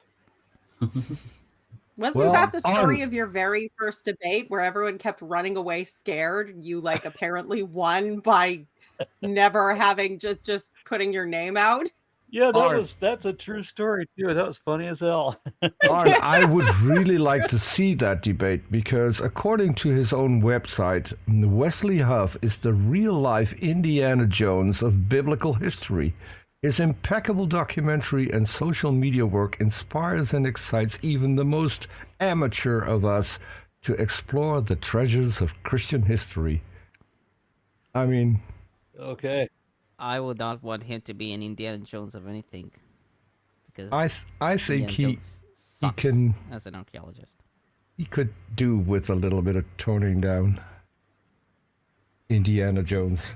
If you can mix up like Indiana Jones movie titles and Harry Potter movie titles and get like new valid names, you know. I guess if you do Wes Huff and the Chamber of Secrets, I wouldn't watch that one. Well, he was on Joe Rogan, and Alex O'Connor was kind enough to do a video on all the stuff he got wrong about the Bible on, well, at least some of the stuff he got wrong about the Bible on Joe Rogan. But yeah, I'm torn between curiosity of the rising new star and not wanting to hear the same god-awful, imbecilic, threadbare, nonsense-ridden arguments full of misrepresentations and fallacies that I've already heard 1,000 times before. It's just so painful. Speaking of which, Mel Gibson was just on Joe Rogan. Somebody shared a clip of that with me, which I did not watch because I can't watch 15 minutes of Joe Rogan. I'm certainly not going to watch 15 minutes of Joe Rogan and Mel Gibson. Mel Gibson, the Indiana Jones of evolution. The Whatever that means. the summary that I read was that Mel Gibson's argument is that people don't die for a lie. So Lawrence and I just had that conversation, right? About the Heaven's Gate cult that castrated themselves before drinking poison. There's proof of the Heaven's Gate cult, right? I gotta say, anyone of modest, just average intelligence who has lived through the past 4 years and has watched idiots killing themselves in every conceivable way because they can't let go of their pet conspiracy theory, I hope, if nothing else comes out of the stupidity of COVID, it's that we should never, ever, ever, ever, ever have to hear, would they have died for a lie again?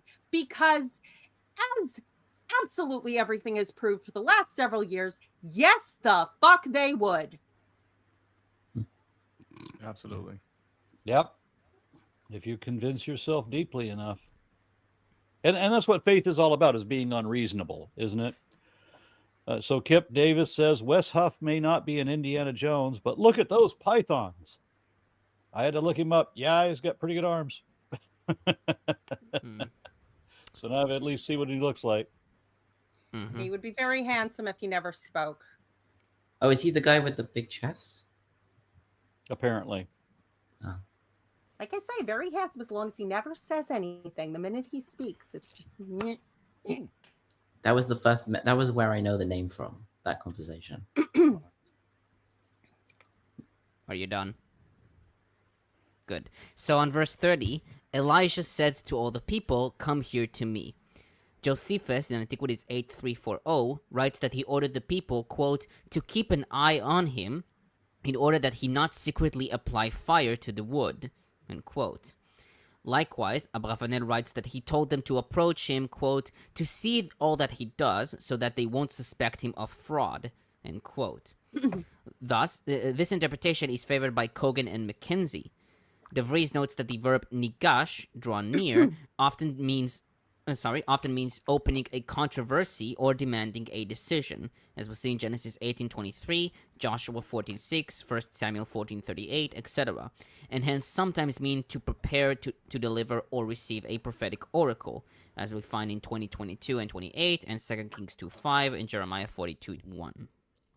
Isn't that exactly what every magician does before a trick?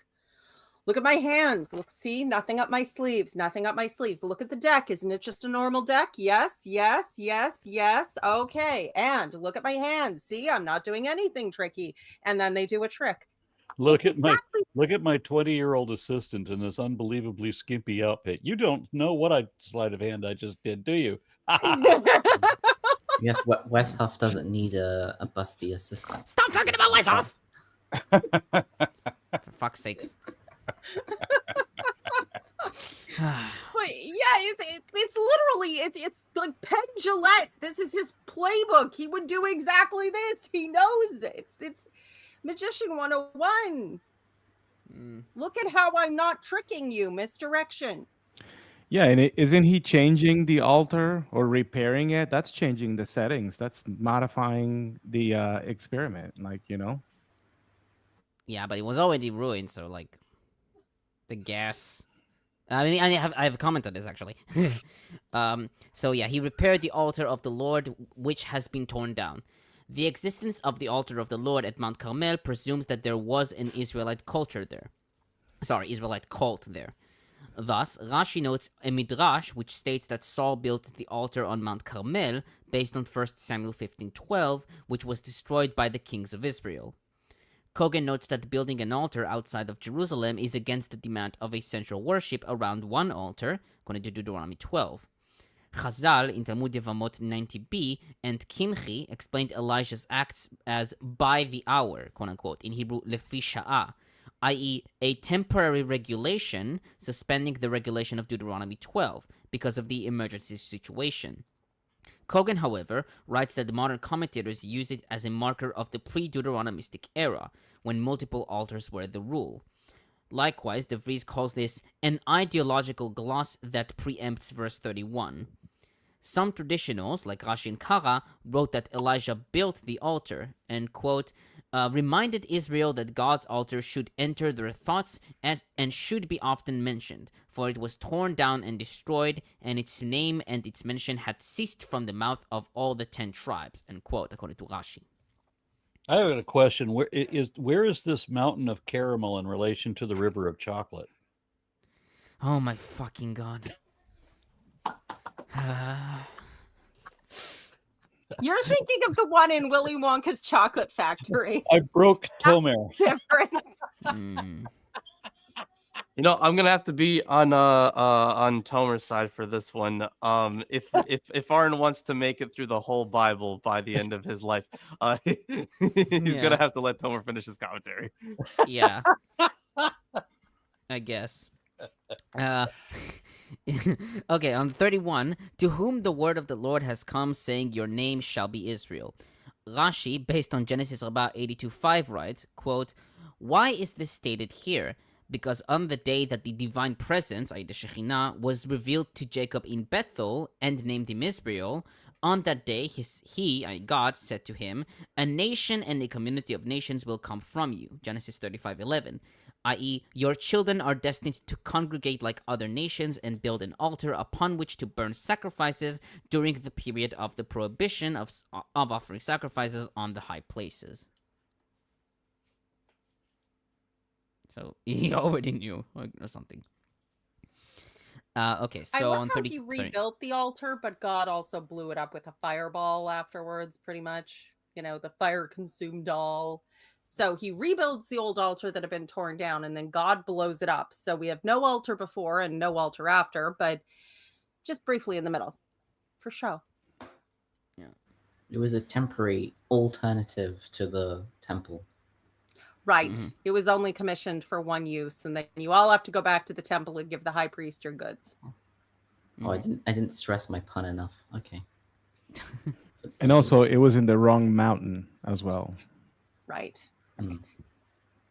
It was supposed to be the mountain of horse, not the mountain of caramel.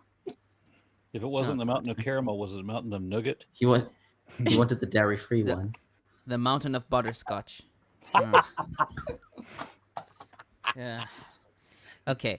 On 32, of which I've kind of noted already, Sweeney notes that some, like Ferdinand Hitzig, suggested that Elijah filled the trench with naphtha to ensure that the sacrifice would burn. He writes that this indicates, quote, a fundamental misunderstanding of the narrative's attempt to portray Elijah's actions as divine action, end quote. He writes that the trench, quote, marks the sacred boundaries of the holy altar and conveys blood into the ground, end quote, as we see in Deuteronomy 12:16 and 23 and 24, 15:23, and Leviticus 17:12 and 13. On 33, fill 4 large jars with water and pour it on the offering and on the wood. Traditionals wrote that this was done in order to make the miracle even greater, an interpretation accepted by most commentators. DeVries notes that the overall poured 12 jars correspond to the 12 stones. Sweeney notes that water libations were a characteristic part of temple worship and sacrifice at Sukkot to symbolize the onset of rains, as we see Mishnah Sukkah 4:9 and 5:1-3. He writes, quote, insofar as Elijah's sacrifice brings about rain to end the drought, it constitutes a Sukkot ritual to mark the change of season, end quote. I mean, if you cover the logs with like tree bark, you may be able to get away with pouring water and not really drenching anyway. Yeah, I noticed somebody in the chat who keeps showing up in a bunch of my videos in the comments, and Peter knows him.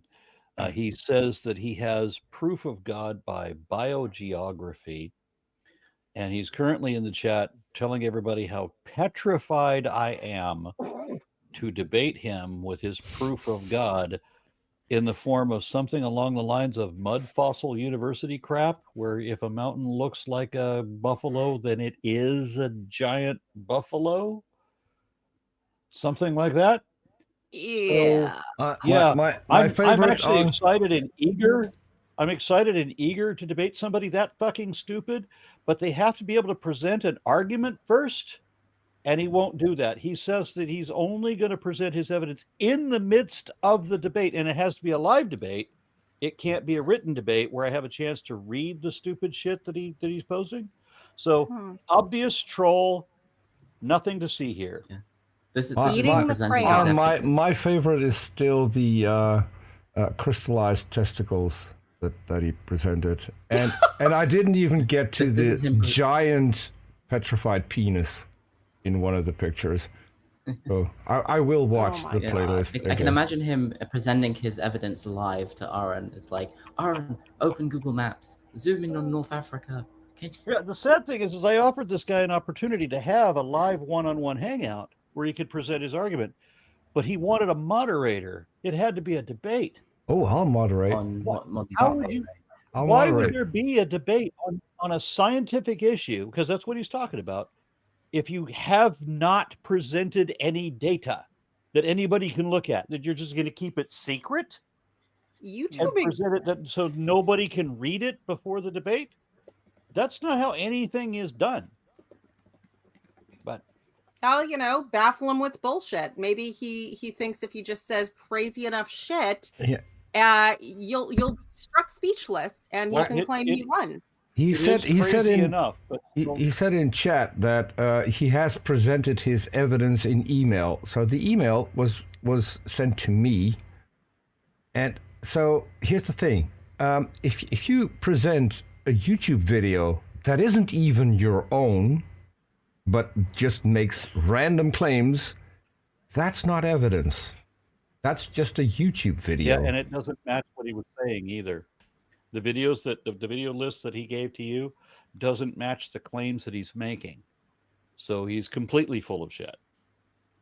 He sounds very confused and angry. Isn't the first rule of pseudoscience that any source material given refutes the claim that it's trying to prove? Yeah, it's a Gutsy Gibbon original. Yeah, he's now saying that those are his videos, apparently posted under a different name. So sock account on top of that. Sure, fine, whatever. We can look at the videos and see what kind of crazy shit he's pulling out. But it's at some point people are like, "Oh, are you afraid to?" At some point, when you've heard enough childish bullshit over and over again, you just roll your eyes and walk away. And it's not like I wouldn't make money if the guy, this is how I make my living off of making videos, right? So if I got some completely batshit crazy wackaloon like this guy, I would make money at it. But if he can't even meet the minimum criteria to do that. I mean, it just, if you really want low effort, you just bring him on and laugh at him the whole time.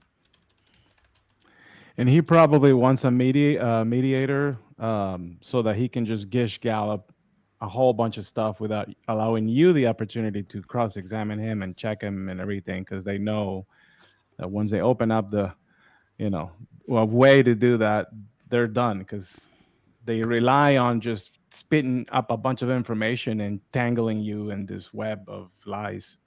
But yeah, he presented to Peter this pareidolia thing, that this mountain looks like a buffalo, this rock looks like a penis. But the claim that he's making to me in email is it's mathematical. Which I wanted to bring in Tomer. I'm like, why do you argue this thing with Tomer? He's a mathematician. He can talk about this with you without yawning. Tomer, how's Please your don't. geometry? Is this some kind of spirit science fractal shit? Yeah, how's your sacred geometry, Tomer? I would say that my geometry is algebraic, but that is a lie because I hate algebra. Have you fractaled the flower of life into your brown chakra yet? Oh my! Oh god. Tomer, do you have any commentary or what? Yeah. I guess I do, huh? Sorry. Yeah. Yeah. Okay, on 36, Fritz comments, the ignition of the sacrifice is preceded by Elijah's prayer, which once more depicts the prophet in the role of an advocate. Yahweh is addressed as the God of Abraham, Isaac, and Israel, i.e. Jacob. This formula, which is in addition to Exodus 3, verses 6, 13, 15, and 16, and 4:5, found quite often in DH and the chronicler's history, emphasizes the continuity of the worship of God in Israel since the time of the patriarchs, Genesis 12 through 37.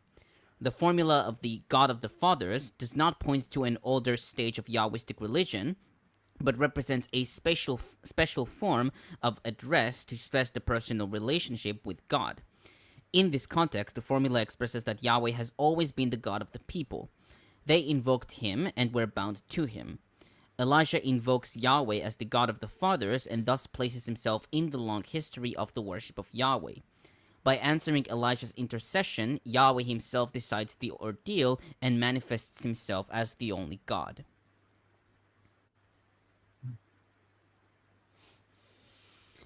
On 37, that you are turning their hearts back again. Hebrew Bible reads, Ve'ata hasibota et libam achoranit. Literally, and you have turned or will turn their hearts backwards. The verb hasibota could be read in the future tense, meaning that meaning that by doing the miracle, God will bring back his people to him, as we see in Targum, or that the verb is in the past tense, meaning that God caused him to abandon his works, and by his power he can bring them back. The past tense reading is favored by most commentators.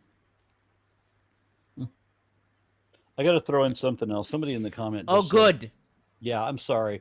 Somebody in the comments just said there's nothing wrong with lying from the atheist perspective, except that faith is lying.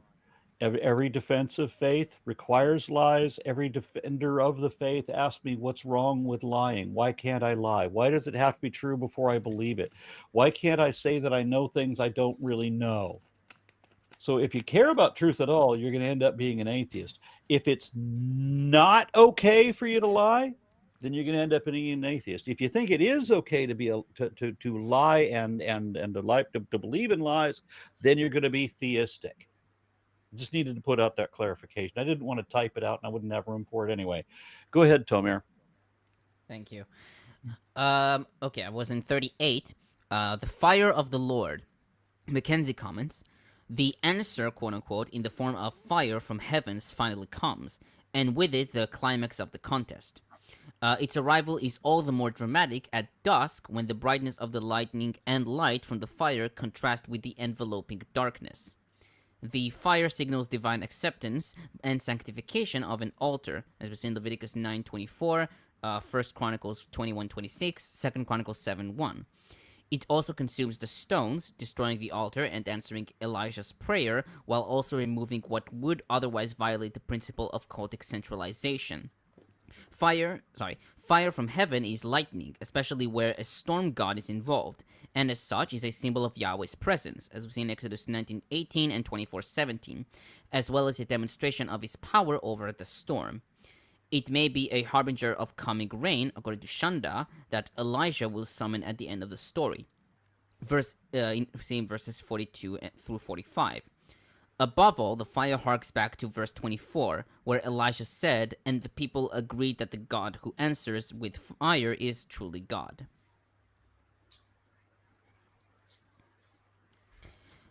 On verse 40, Elijah had them brought down to the Kishon Valley and slaughtered them. The Hebrew is Vayishachatem Sham, which suggests that Elijah himself killed the Baal prophets, a reading attested by early translations and suggested by Gersonides and Ibn Kaspi. Josephus in Antiquities 8:343, Kimchi and Abravanel wrote that Elijah ordered the people to kill the prophets. Likewise, DeVries renders, they slaughtered them there. Sweeney notes that while some, quote, decry Elijah's violent act, unquote, like Montgomery and Geman and Fritz, he writes that this demonstrates, quote, the prophet's actions to remove a threat to his life, the lives of the prophets of Yahweh, and the integrity of the nation of Israel, unquote. He writes that the reference to the Kishon Valley, quote, reinforces this perspective insofar as it recalls the victory by Deborah and Barak over the forces of Yabin and Sisera, end quote, as we see in Judges 4:7, 5:21, and Psalms 83:9. McKenzie adds that the transfer to the Wadi Kishon is to avoid desecrating the now holy site on Carmel, and to remove the blood of the prophets from the land in the direction of Phoenicia.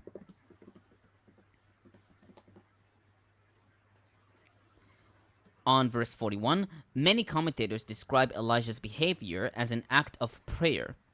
Thus, Gersonides writes that Elijah, quote, would pray for God with such a surrender and sorrow to make his prayer more audible, end quote. DeVries writes that Elijah, quote, crouches in a profound prayer of supplication, end quote. And Sweeney writes that Elijah is, quote, in a position of prayer, end quote. Cogan notes that such a sitting position is known from mystical circles from the Second Temple period, medieval Judaism, and Islamic Sufism. McKenzie calls Elijah's act ritual magic, quote unquote, as indicated by the verb gahal, crouch, which occurs elsewhere only in the description of a magic rite in 2 Kings 4:34 and 35. He notes a common interpretation given by D.R. Abt Thomas that Elijah draws himself up to symbolize a cloud.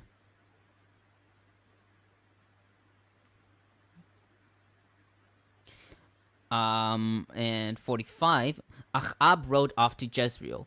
DeVries notes that Jezreel is the summer residence of the Amorite kings.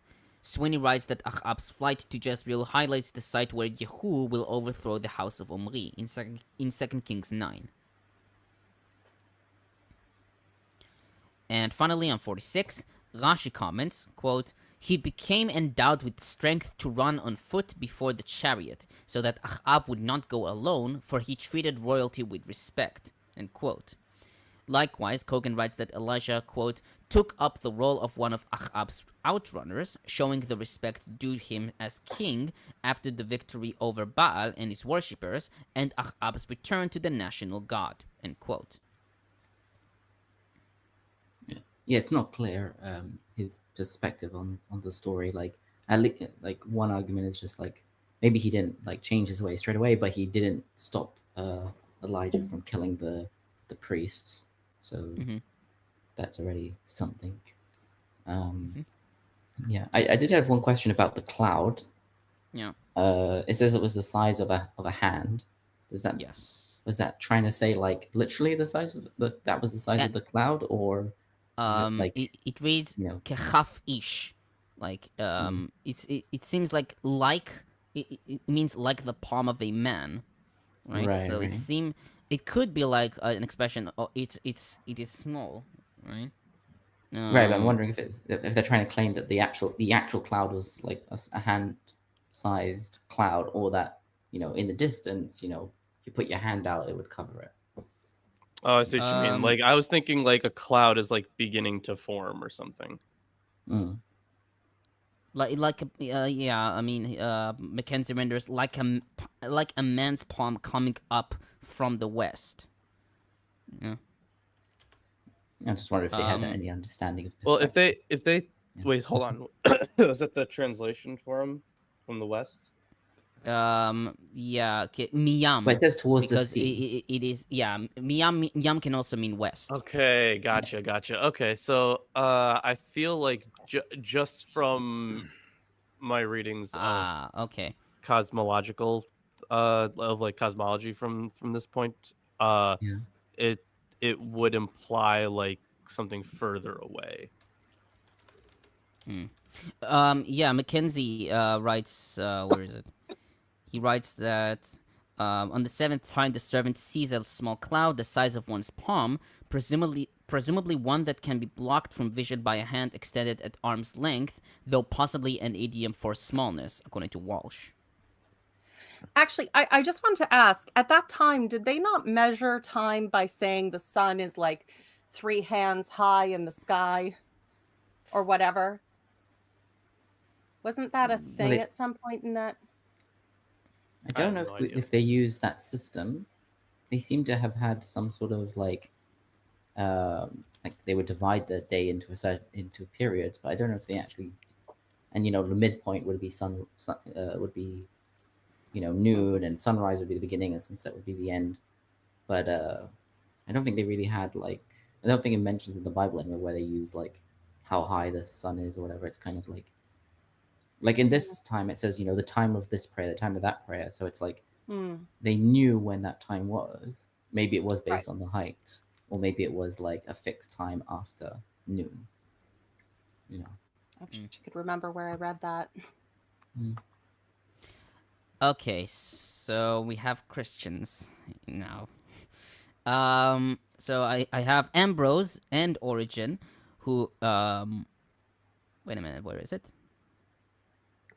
There we go. So Ambrose, and I think Origen as well, said that the fire that burns the victim on the wood symbolizes the bread of the Holy Spirit, which consumes every sin.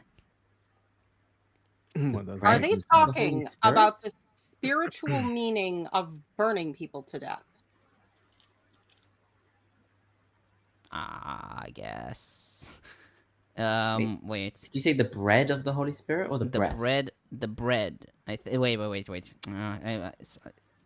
Yeah, maybe check your source. Yeah, it's I've never heard the expression. the breath. bread The of breath. the- Sorry, Oh, sorry, okay. I Breath. misread that. Yeah, I Okay. misread that. Sorry. Yeah. Ephraim wrote that. Sorry. Okay, warning. No. The Shekhinah has bad breath. Good to know. God Mm, has halitosis. Good to know. for some reason, like all the commentaries are like I don't know if that's me screwed up, but yeah, I mean okay, so okay, I misread. Sorry, I misread. So it's Ambrose that said that the fire that burns the victim on the wood symbolizes the breath of the Holy Spirit. Ambrose and Origen said that in pouring water on the wood and in calling the fire on it, Elisha foreshadows the baptism in Christ and in the fire of the Holy Spirit. Of course. Have you noticed that all the Christian commentaries say the same thing?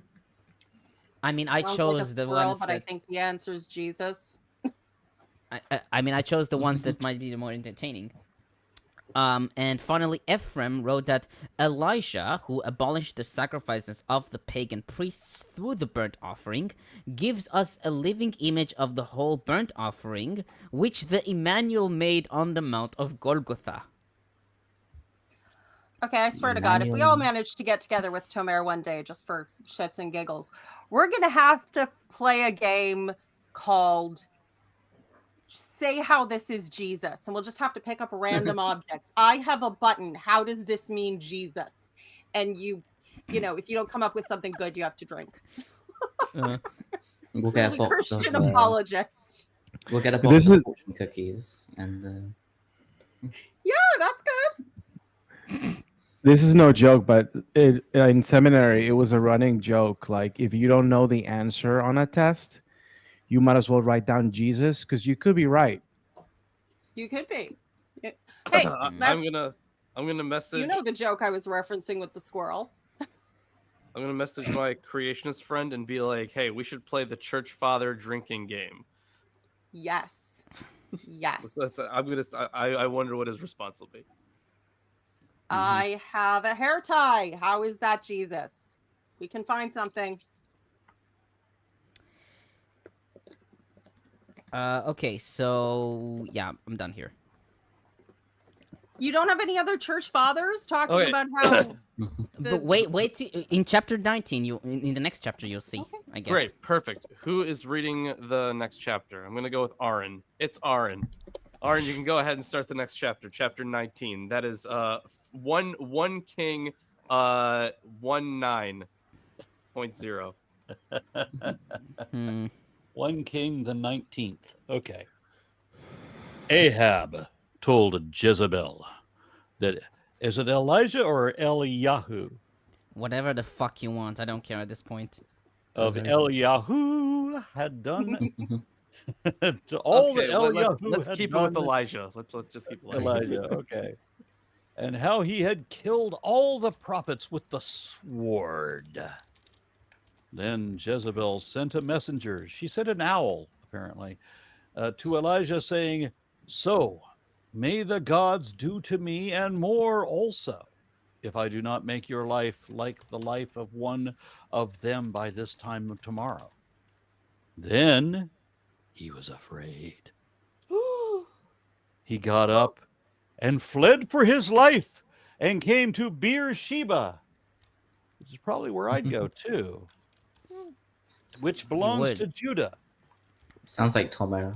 He was afraid, so he went to Beersheba. I mean, I would too. I mean, I Yeah. kind of live there. He left his servant there, but he himself went a day's journey into the wilderness and came and sat down in a solitary broom tree. He asked that he might die. It is enough now, O Lord. Take away my life, for I am no better than my ancestors. Then he laid down under the broom tree, and fell asleep. Yeah. Suddenly, an angel touched him and said to him, "Let this be our little secret." No, and said, "Get up and eat." He looked, and there at his head was a cake baked on hot stones and a jar of water. He ate and drank and lay down again.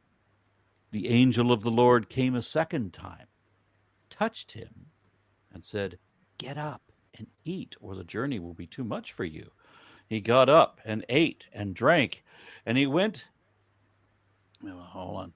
He ate and drank and went in the strength of that food. Went in the strength of that food 40 days and 40 nights to Horeb, the Mount of God.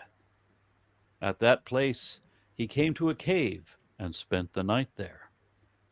Then the word of the Lord came to him, saying, "What are you doing here, Elijah?" He answered, "I have been very zealous for the Lord, the God of hosts, for the Israelites have forsaken your covenant, thrown down your altars, and killed your prophets with the sword. I alone am left, and they are seeking my life to take it away." He said, "Go out and stand on the mountain before the Lord, for the Lord is about to pass by." Now, there was a great wind, so strong that it was splitting mountains and breaking rocks in pieces before the Lord.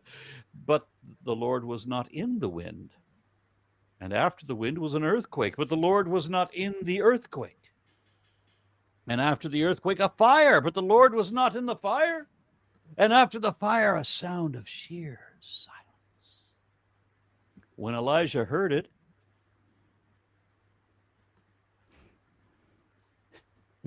he wrapped his face in his mantle and went out and stood at the entrance of the cave. Then there came a voice to him that said, "What are you doing here, Elijah?" He answered, "I have been very zealous for the Lord, the God of hosts, for the Israelites, have forsaken your covenant and thrown down your altars and killed your prophets with the sword. I alone am left, and they are seeking my life to take it away." Apparently, God had Alzheimer's by then, because they had to repeat everything to him.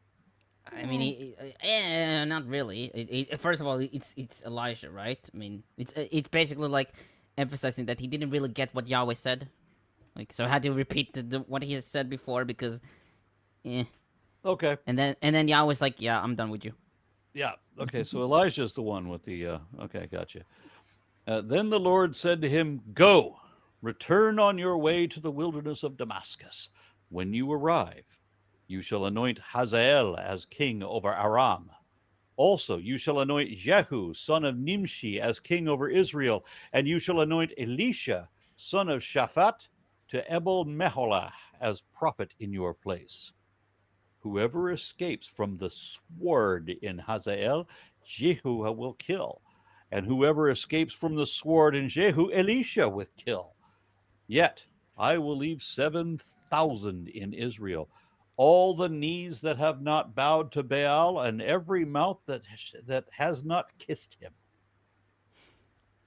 So he set out from there and found Elisha, son of Shaphat, who was plowing. There was 12 yoke of oxen ahead of him, and he was the 12th.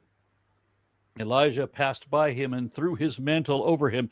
He left the oxen, ran after Elijah, and said, "Let me kiss my father and my mother, and I will follow you."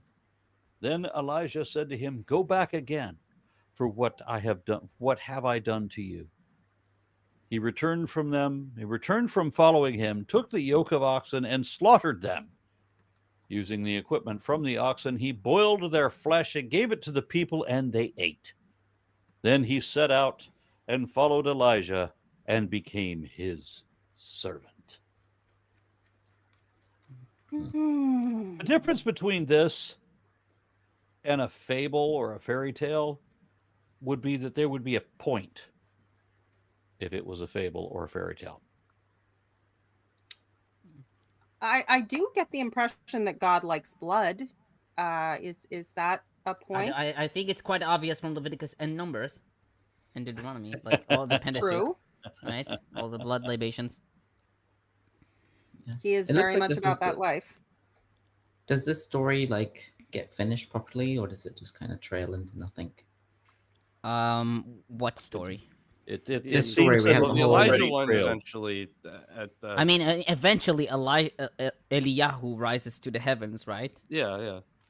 Right, So- but I'm saying, does he get to Damascus and anoint the king there? Like, I think You're he, like- I think Elisha does that, not Elisha. oh, okay. I mean, So yeah, it's- he's picking his what's it's called, the guy that's gonna come after him. Yeah. Pro something. I don't remember the word for it. His He's a cloak. He didn't mantle. exactly. So he's not exactly following the word of the Lord, like No. exactly, is he? No. yeah. The word of the Lord seems a little bit all over the place these days. And admittedly, I've heard a lot of interesting sermons on the whole still small voice thing. And I do love how everyone who helps you in an awkward position is suddenly, an angel of the Lord if they don't introduce themselves. Always a good sign. But yeah. Yeah, that translation, which I think it's popularized by the KJV, that's still small voice. Yeah. Yeah. I'm not quite sure if that's what the text says, but yeah, mean, that's I- preached a lot. And Yeah, it says. I mean, the Hebrew is called mamadaka, which I really like. I think it sounds very cool. Yeah. Well, it's a bit like a soft, thin. Yeah, voice, I it's think.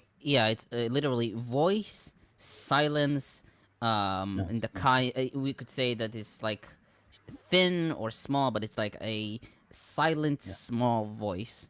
But the Hebrew sounds way better, like in my opinion. Yeah, I and can there's like understand multiple that. translations. Like JPS has a soft murmuring sound, a Mm. faint sound of silence, Steinsaltz.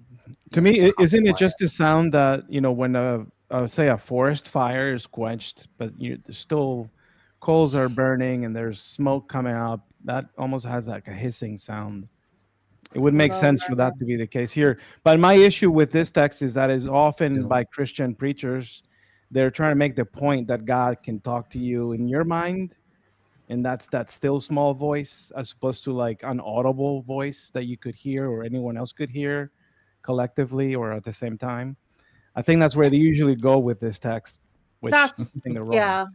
I mean, if So does the that better mean the Christians Mitonitis? that I've known have used it as the still small voice of God is, in the calm and peace and focus, and not, they've used it as sort of a counter motion to that kind of raving lunacy that we get with modern evangelicals and public protests and screaming and bullshit. Is that Are why you telling me that my Is that why people have like religious revelations, or when they go out into the woods and stuff, like the Yeah. quiet? And It definitely So- props somehow that up. mystical. Well, it's So that, that- and then so- the fact that they're like not eating and drinking properly, and then they start hallucinating. Like, yeah, that's so They eat yeah, a lot maybe of so, mushrooms. shrooms. so Yeah. my tinnitus is basically God speaking to me, and I don't realize what he says. Yes. It's only when you Absolutely. take it to mean that's important. Yahweh, the original ASMR. I should surrender to the voices. Yeah.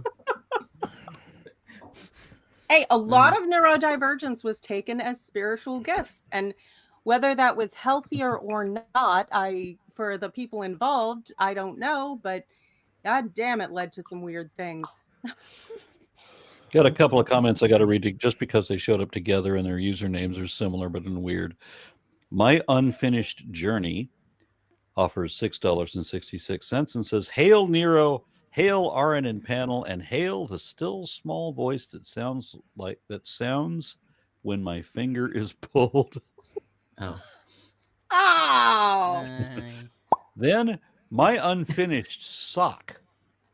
And that one is, but there's my unfinished journey and my unfinished sock. Yeah, it's a my, sock un- account. my that's the unfinished point. journey. My unfinished journey takes place in my unfinished sock. oh. Don't touch that sock. That's my special sock. I'm arriving. I'm arriving. God, you guys make me happy to be a woman.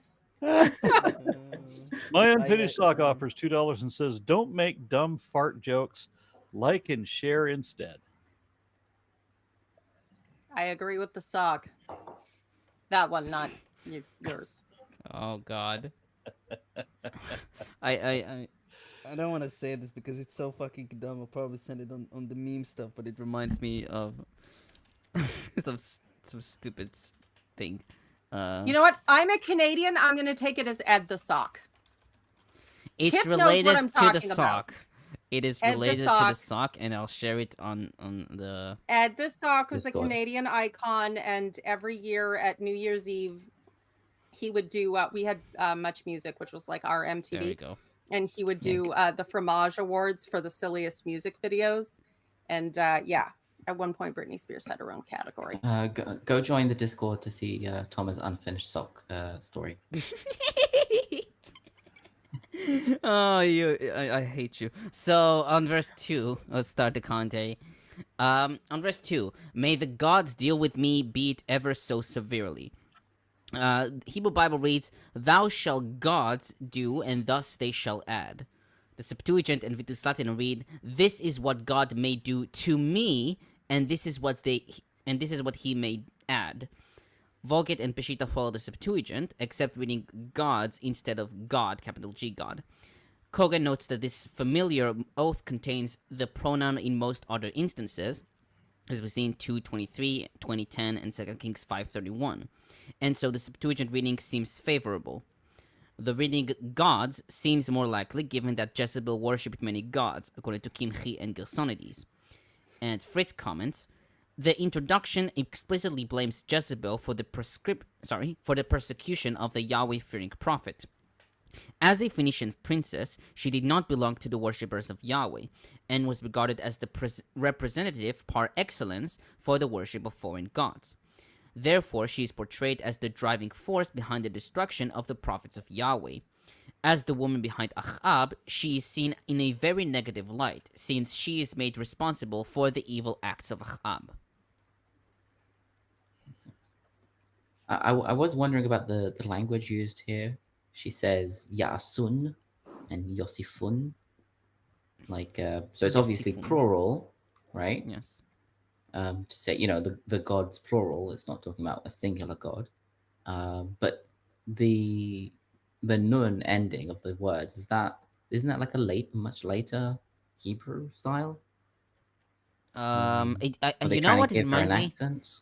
You know what it reminds me? It reminds me of Yosifon, the book of Yosifon. Right, the Because it's pseudo Josephus, right? Yeah, it's like medieval like text, but Yosifon, yeah. interesting one. I actually don't know. I wait. I'll look at McKenzie. Because I always thought But- using a nun in the plural like that was like rabbinical Hebrew, but actually it's a different version I'm thinking about. That's replacing mem with nun, but this is actually like adding on a letter that you wouldn't need, right? I guess. Or is it actually older language? I don't know. I don't know enough about that. I The can't variants. really. Yeah. Yeah, I can't really It's one of tell the if that's. difficulties. Now I'm wondering if the author was trying to give her like an accent because she's Phoenician, and so they like used a slightly different version of Hebrew when she speaks. They do love to. They do love to criticize Jezebel and just blame everything on her.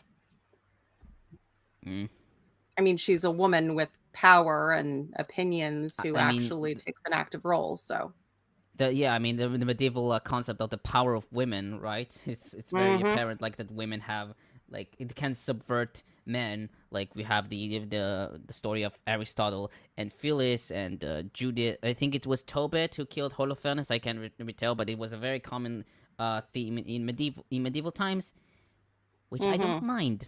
So. Yeah. You don't mind it's the interesting how trope the of the words- evil seductress. Not evil, but I do like when this idea that the women control like the men or something like that, because it is problematic though the to imply tradition. that like men are so weak that they can't control themselves when women say certain things or dress in certain ways, and it's like It's always the same men who say that men should lead because they're more rational and less emotional, who also say that if I flash too much shoulder, they'll completely lose control of themselves and their critical thinking and their self-control, and I'll run everything, which is an interesting bit of hypocrisy. I was I get should curious about that note. too. So I've heard Muslim apologists saying these ridiculous things that if you see a woman's hair Mhm. unrestrained and flowing in the wind, and or other such things that they're somehow justified in losing control and jumping into a rape situation. Which Yeah, these are men who don't see women as people. They see them as property, and they just want a justification to feel self-righteous while they do horrible things. I grew up in Southern California. I mean, I'm subjected to beautiful women at the beach, all of this, and I'm never raped anybody. Go figure. Maybe it's just a It's cultural thing. You got to get over that. it's a bit of like men don't have control over themselves, and women who choose not to follow their cultural standing of how they should dress are somehow consenting to a sex act, and therefore, it's like, Yeah. If Or anything, it's her fault that she invited it yeah, exactly. because she was wearing shorts and a tank top.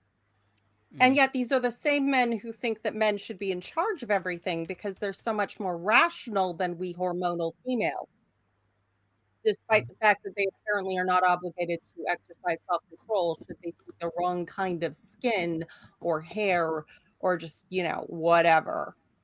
Men are super rational. I mean, they're shaving off their eyelashes now because it's feminine. And I'm not joking. That's a real thing that I believe you. the I will. alphas are doing. The dude bro alpha guy. Oh my God. They're funny from a distance. I don't want to be anywhere near them, but I'll laugh at them from behind a screen where I'm safe. It's like the old wives' tales of like if you masturbate too much, you go blind. But I think if you guard guard yourself from Lawrence, being can you attest to that? aroused too much. I can still see just fine. I am not saying I have anything. I have eyeglasses just to Yeah, I can say the opposite. Like religious people are more likely to have glasses, and if you cut off your eyelashes, you're gonna get corneal abrasions, which are Yeah, not you nice. are. Yeah, okay, off topic. It's kind of my fault, I guess. Okay, so Yeah, you started this. I did. I apologize.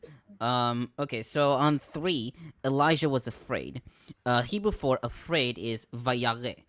The vocalization of the Masoretic text suggests reading "and he saw."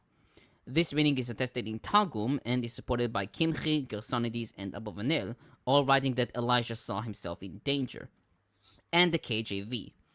Most modern commentators, except Sweeney, render afraid, with DeVries taking the Masoretic text reading to be ideological. McKenzie suggested that this is a case of tikkun soferim, designed to guard the character of Elijah.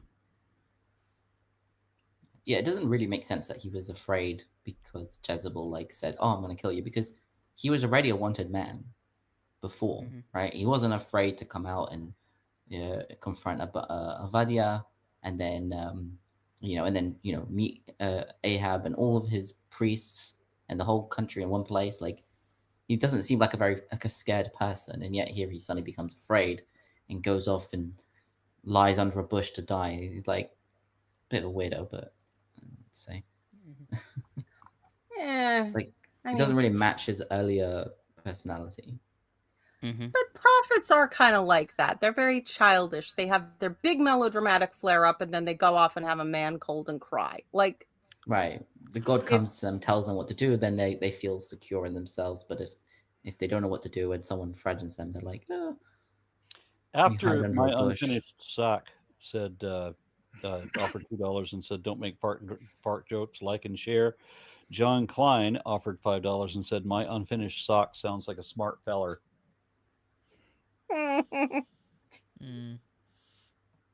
Okay, so on verse 4, a broom bush. In Hebrew, it's rotem. This plant is generally identified as a broom tree or bush, according to Targum, Kimchi, Gersonides, Botseko, and modern commentators, or as a juniper tree, according to Vulgate, Rashi, and Abravanel. Septuagint has Rathem, which, yeah, because the Septuagint was written first. Yeah. Sweeney writes that the Rotem is well known in the Sinai, Dead Sea, and Petra regions as the Retama Roitam or the Genista Roitam. McKenzie writes that the tree brings to mind Moses' encounter with God at the burning bush in Exodus 3. Peshitta has a terebinth, and Josephus in Antiquities 8349 has a certain tree. Although keep in mind that in the Exodus narrative, the fire is no consuming fire, right? Because the bush never burns up or whatever. But in this case, the fire does consume. Oh, Yeah, and that on is the true. Josephus thing, so Josephus, since it was written in Greek, right? The translation "a certain tree," I know exactly where that comes from. That comes from a form of tis, so tis t, any form of that. Now what it really means would be some, like some tree. Right. like He doesn't. We don't know what the it's not species it's not is. a It's not it's important. not a specific tree. Yeah. It's not a certain tree, it's an undecided tree. Right. But the way that classicists love to translate that is as a certain one. But I always hated that because it's supposed to mean like someone, something, anyone, anything. So it's supposed to denote uncertainty, which is why I've always hated the translation a certain like a certain man, for example. Like it would be like it does sound stupid. In English, you can use it that way as well. To be when you say certain, like a certain man or whatever, it could just Right. mean like he met a What- specific individual, but we don't know who he is. What did you say the Greek was? Was it some form of tis? So like would look like a ti, might depending on the, Maybe teeny. yeah, is yeah, an that's option? the dative Okay, form. Yeah, he that's the uses teeny. okay, yeah, that's the dative form. Mm. Yeah, so it's Teeny tree. So no man wants to be addressed that way. yeah, funny. But yeah, so it would be some tree. And Okay, also, sorry. one important thing to mention is Mount Horeb is normally associated with Mount Sinai, so very much. And that's So by the also way, I where want to introduce the burning this bush person. was. This is a Texas indigo. Yes, they can be 6 to 8 feet long as adults. This is a juvenile, and her name is Asherah. Oh, Oh, Good my name. baby. Just because of her name, I thought it'd be relevant to bring it up. Does she have her own pole? She is her own pole. She can turn into a stick. I love it. Okay, so on that same verse, I had enough, Lord, take my life. I am no better than my ancestors. Kimchi comments, it seems that Elijah's days were greater than his ancestors, and this is evidence for those who say, in Pirkei de Rabbi Eliezer 47, that Phineas is Elijah, end quote. wait, what? Phineas- Because he lived Yeah. a long time? No, that he is Phineas, and he lived a long time. No, I'm saying, like, where does it... What's the basis? Wait a minute. Where was it? Oh, according to the opinion that Eliyahu is Pinchas, Aaron's grandson, he was over 500 years old at this time. Yeah. Okay. Yeah. Jeez, I'd be tired too. Well, he's been retired since he was 62, so just kind of living on the government dole since then. Yeah. Fritz writes that Elijah's wish to die does not fit the picture painted of the prophet in other texts. Sweeney writes that Elijah's comment, quote, expresses his sense of failure, perhaps in relation to the wilderness tradition, in which the entire Exodus generation perished during 40 years of wandering as a result of its resistance to Yahweh, end quote. He also notes that the narrative shows affinities with Jonah 4, in which the prophet sat under a kikayon plant and expressed his desire to die after Yahweh declined to punish Nineveh. He writes that since Jonah, son of Amittai, is drawn from 2 Kings 14:25, it indicates that the Jonah narrative is dependent upon the Elijah narrative. Makes sense. Interesting. Yeah. And is there any other parallels with Moses? I think so. Let me just. I mean, it is Mount Horeb, right, which is Mount Sinai. Yeah. So, yeah. I mean, It's also, McKenzie. it's associated with Mount Sinai, but it's literally in the story as well, right? Because that's where the burning bush is, right? Yeah. I think I have a comment on this as well, though. Yeah, I guess. I mean, and by affording Elijah the same sort of revelation as Moses received on Horeb, Yahweh legitimizes Elijah's career as a prophet and as Yahweh's representative, despite his complaints, that according to McKenzie. Okay, so on verse 5, then he lay down under the bush and fell asleep. The repetition under the bush, in Hebrew, tachat rotem echad, seems redundant. The Septuagint reads, and he lay down there under a plant. Cogan suggested that the original reading was, and he lied and slept there, in Hebrew, vayishkab vayishan sham, and the phrase under the bush was inserted as a marginal gloss after the word there, to explain where exactly the prophet fell asleep.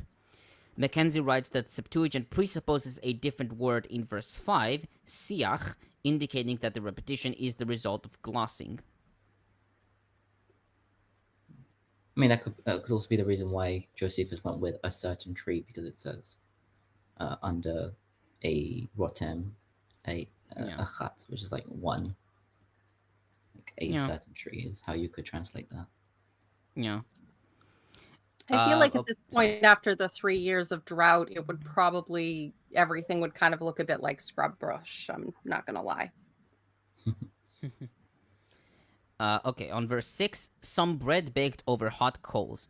In Hebrew, it's ugat retzafim. The word ritzpa appears only here and in Isaiah 6:6 in the context of coal, or retzafa. Likewise, Peshitta has a round loaf baked in the embers, with traditionals and modern commentators taking ugat retzafim to be a cake or bread baked with coals. Sweeney writes that the cake baked on hot stones is a form of unleavened bread like that eaten by the Israelites in the Exodus from Egypt and journey in the wilderness. Septuagint has wheat cake, Vulgate a hearth cake, and Targum a baked cake. Yeah. So does this mean that God can create man-made objects out of nothing, or does he have to transport them from somewhere? Is there someone baked a cake and put some water on the table, and then he turned around for a second, and then he comes back and it's gone, whisked away? I don't know. Yeah, it was a church volunteer who brought it. It does seem to be something that God, he seems to be able to multiply food that exists, but not necessarily create new food. I don't know. Maybe ravens brought it during the night. Sure, why not? Okay, on verse 8, strengthened by that food, he traveled 40 days and 40 nights. Fritz notes that the 40 days emphasize the length of the journey and correspond to Moses' stay on Mount Sinai in Exodus 34:28. Kimchi, however, writes that this is not the same as Moses' miracle, since he did not eat any food or drink, and the text does not say that he was standing with the strength of the meal. For Elijah, quote, the food remained in his stomach, and the digesting force did not digest it, and the pulling force did not pull it, and his body was fed from the same meal for 40 days and 40 nights. What do you mean? That's so not he didn't how digest it, anything but he works. sustained by it. I mean, Yeah. obviously, the digestion is probably referring to like how they thought. I mean, like he food would move through literally the body. he literally reads, the cooking force did not cook it. בישלה אותו הכוח המבשלת. So I had to like the digest. Yeah. I thought that this means like digesting. So No, that makes Right, that sense. makes- It just doesn't. It Yeah, doesn't they make know that the sense to have stomach it is warm inside and- the body, continually sustaining him without being consumed. Like that's Yeah. not how. And one other thing is clear is that while there's a famine, people are dying of starvation, Yahweh did keep enough flour to make this cake. Let's not forget that. well, or he stole this cake from someone who was starving. Yeah. That is his style. He was like, let them eat cake. And Okay, so on that same verse, Horeb, the mountain of God. There are two names for the mountain of God in the Pentateuch. Horeb, attested in DH and Elohist traditions, Exodus 3:1, 33:6, and Deuteronomy 1:6 and 4:10, and Sinai, attested in J and P traditions, Exodus 19:11 and 20, and Leviticus 25:1.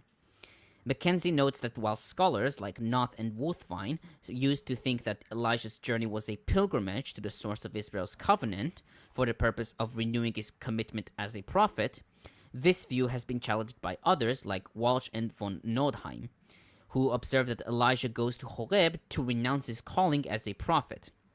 He writes that Horeb was chosen for its connection with Moses and Elijah's likeness to him.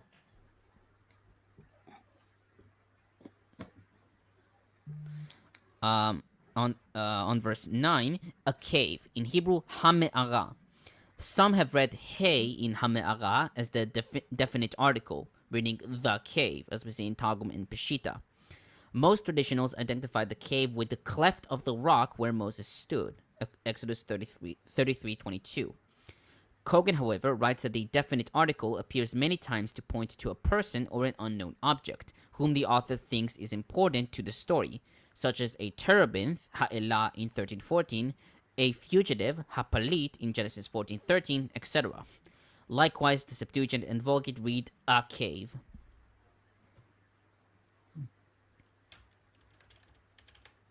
yeah, the cleft of the rock is where Moses like went in, and then God passed by, so he could only see his backside.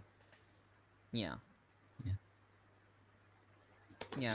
Though McKenzie writes that it alludes to Moses.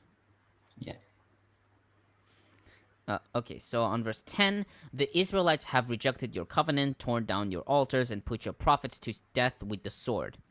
McKenzie writes that Elijah's complaint is unrealistic, quote unquote, since Ahab and the Omrites were the ones who abandoned Yahweh in 1818, with Jezebel killing the prophets in 18:4 and 13, and unnamed people tore down Yahweh's altar in 1830. Moreover, the people fell prostrate there, and thus acknowledged Yahweh as their God in 1839. Cogan writes that from this, it is clear that the present story was independent of the previous chapter.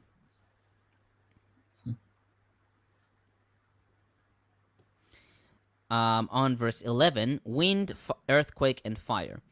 DeVries writes that these natural phenomena are, quote, the familiar symbols of the theophanic presence, as compare Exodus 19:16-19, as potential manifestations of Yahweh's power, end quote. Sweeney writes that each phenomena represents, quote, a manifestation of power in the natural world, and yet each represents power that is impossible to define as tangible objects, end quote.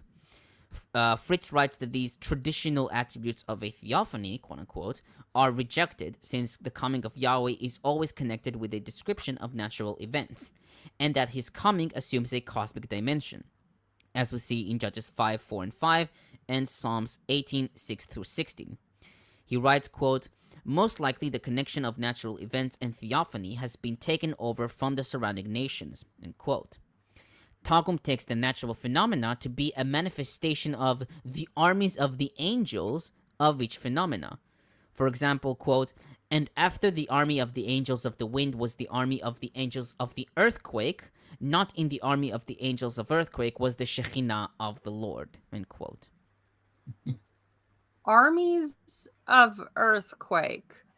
This sounds about up on that level with the Muslim belief that mountains are pins to stop earthquakes.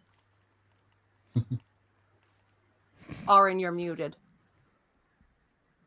I like the Muslim belief that the angels assisted in a battle that the Muhammad is in, and yet we can't show that the angels did fuck all at all. They're supposedly there, they're helping, but it's still guys with scimitars killing other guys with scimitars, and that's it. I think they're supposed to be like, in the old stories, they can run around killing the swords. But in anything reality. I think it's supposed to be like bards, like they empower you with a song or something, and then you and so forth, all hyped and shit. I don't know. In Dogma, Matt Damon gave me the impression that angels were a bit more powerful than that. Christopher Walken gave me the same impression. Christopher Walken is more powerful than that. Might be a bit of unfair for the angels to try and compare to Christopher Walken.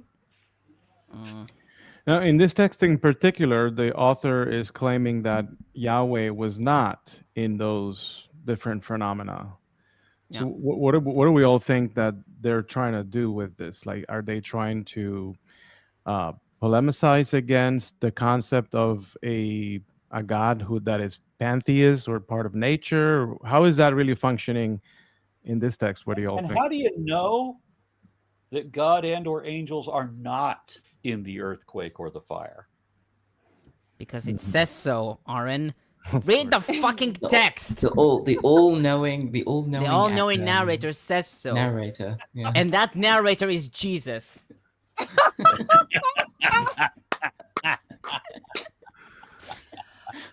Well, the presence of God by a special tingling feeling inside of you. And if you don't get exactly the right kind of tingling feeling inside of you, then it's a warning that it's probably a deception of Satan. Yeah, it seems to be like, here is this powerful force, and you're like, oh, that must be the God. And it's like, no. God isn't just a power. God is, and he shows you all of these powerful things, and then it's like, and then it's a still voice, and then God appears. It's like, he's not just forces of nature. He is something, beyond that. Or I don't know. Sable Eagle says, obviously the angels are buff bots. +3 to all attack rolls, +1 to all defenses, +2 to damage for 1 hour, like Princess Leia did for the Ewoks on Endor, but not as powerful as her. No. They didn't have the buns. The power is in the buns. But that sounds right. And yes, Matt White, Jeffrey from A Knight's Tale was a bard, definitely. But I don't know. Like the summon elemental joke in there was pretty good too. I mean, it's basically Solomon, like King Solomon is like the original bard, no? Well, I don't he know. didn't do Is the singing much as wisdom David really did, that actually. high with bars? But he did bang a lot. Yeah, that's. I mean, maybe a to the combination of point- David and Solomon. to the point of Mark, I mean, I think the whole point is that God is not does not appear in these theophanies. He appears in that specific theophany or something like that. It's like these are like traditional stuff that all the foreign gods do. Yahweh doesn't do that. Yahweh does a better stuff. Yeah, but we've seen him do those things before, right? We've had the great wind to split. That's the problem. Split the sea. We've had the pillar of fire and the thundering of the lightning and earthquakes at at Sinai. So it's like. Yeah, I think basically it means these are all tools that I have. It's not me. These are things that I use to do stuff. Yeah, exactly. But this is not me. It feels like he's humble bragging about being subtle after just having gone on a blood-soaked massacre. Like it just the better Christians I have known have absolutely, gone with the subtle inner life spiritual interpretations, but the text itself is giving me weird vibes. Okay. On 12, a gentle whisper. In Hebrew, it's kol dmama daka, literally sound, silence, small. This phrase has been a matter of debate since antiquity. Targum reads, the voice of those who were praising softly, and Peshita, a voice which was speaking softly. Likewise, most traditionals render a low voice, with Kara writing, quote, after all the previous voices, you will find the voice of the Holy One, blessed is he, who speaks to you in a low voice, as the Spirit lays upon you and tells you what you shall do, end quote. Sweeney writes that kol, sound, and dmama, silence, contradict each other, quote, in a metaphorical presentation of power through a combination of presence and absence, end quote.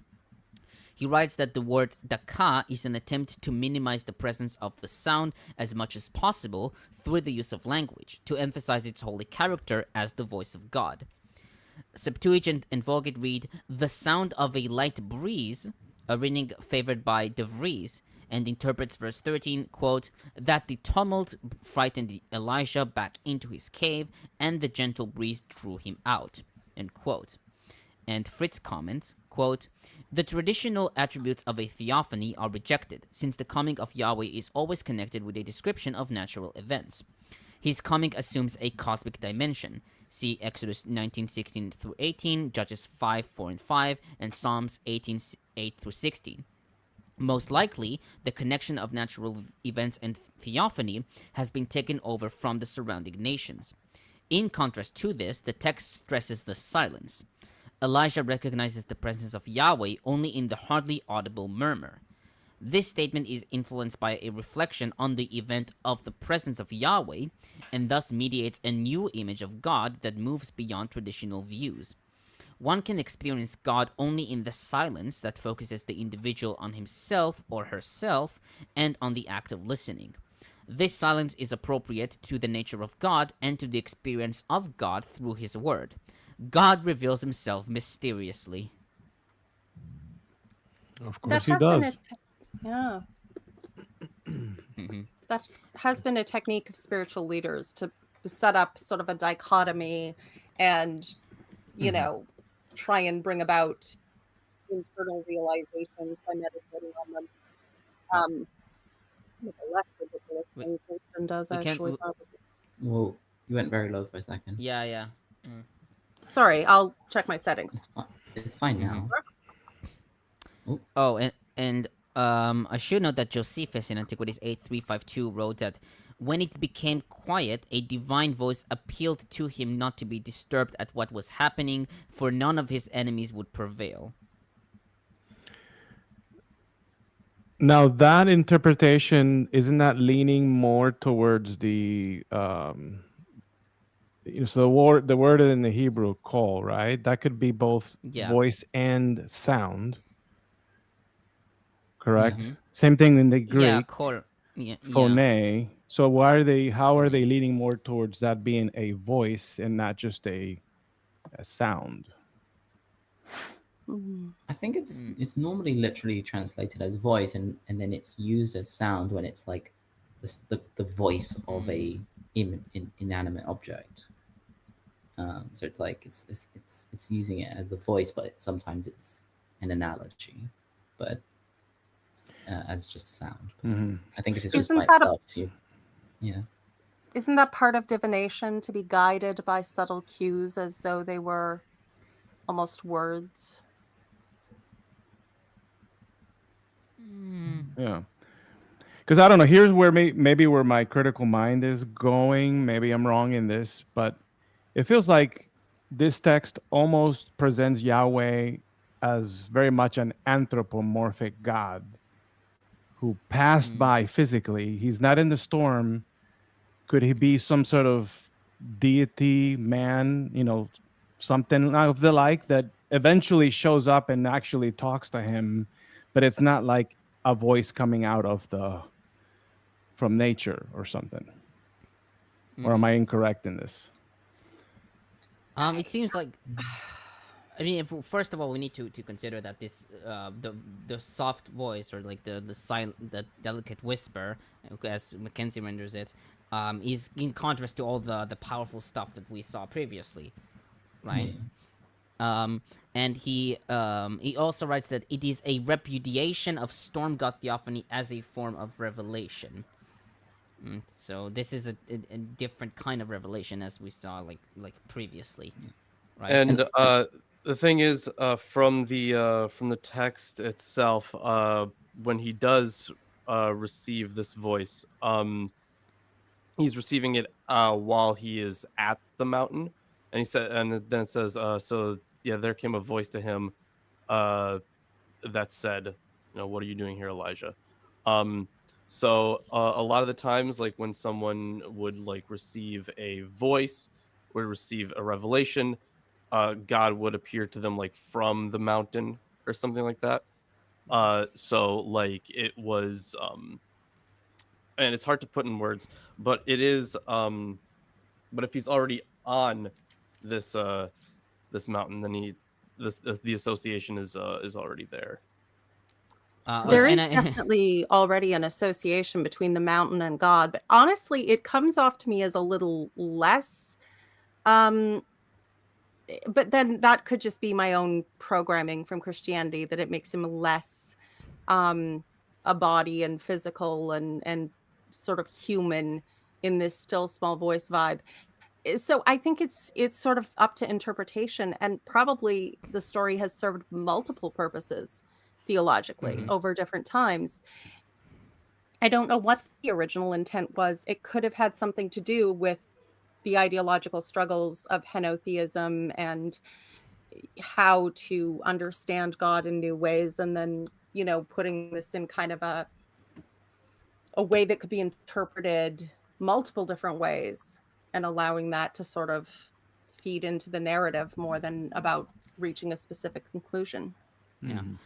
I should note that in most Septuagint manuscripts, but not Vaticanus and Lucianic Recension, they have to add Yahweh was there in the voice.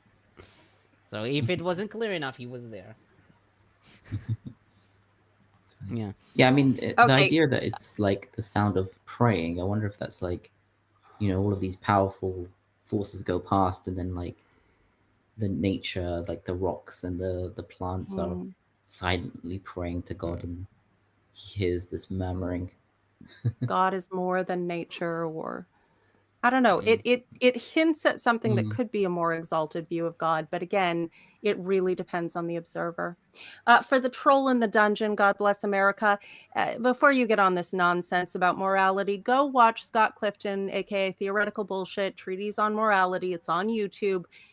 Go watch that before you bring up this nonsense about us not having a moral base. And aside from that, that's done. Don't feed the troll anymore. So. Yeah, it's always the same with these people. Yeah, let's finish this. Yeah, on verse 14, it's cute that they say finish this. On verse 14, Elijah repeats his complaint from verse 10. Gersonides wrote that because of Elijah's anger towards Israel's sins, he did not pay attention to understand the meaning of the vision, and so repeated his complaint. DeVries writes that Elisha's repeated complaint in verse 14, quote, is an implicit confession that no strength for ministry remain in him, and must therefore come from God himself, end quote. McKenzie writes that Yahweh's theophany, quote, has changed nothing as far as Elijah is concerned, end quote, and that his stubbornness is perhaps, quote, the downside of his strength of character. He still sees himself as persecuted by the people and wants to call it quits, end quote. On verses 15 and 16, Elisha partially fulfills Yahweh's orders. Hazael is not anointed by him, but rather by Elisha in 2 Kings 8, 8 through 15. Jehu is anointed by a prophet sent by Elisha in 2 Kings 9, 1 through 13. And we are not told that Elisha was anointed as prophet, but rather that Elijah threw his mantle over him in verse 19. Kimchi explained that God commanded Elijah that Elisha will anoint Hazael and Jehu. Gersonides wrote that this is not an explicit order to Elijah, but rather foretelling of the future, that these people will cause vengeance in the people of Israel. Cogan writes that, quote, two separate fragments of tradition are juxtaposed in the present text, end quote, and that the discrepancies, quote, speak to the independence of the Elisha traditions, originating at a time before the Elisha cycle was set. A late tradent would hardly have developed and passed on to posterity prophecies that were contrary to the acknowledged facts, quote unquote, end quote.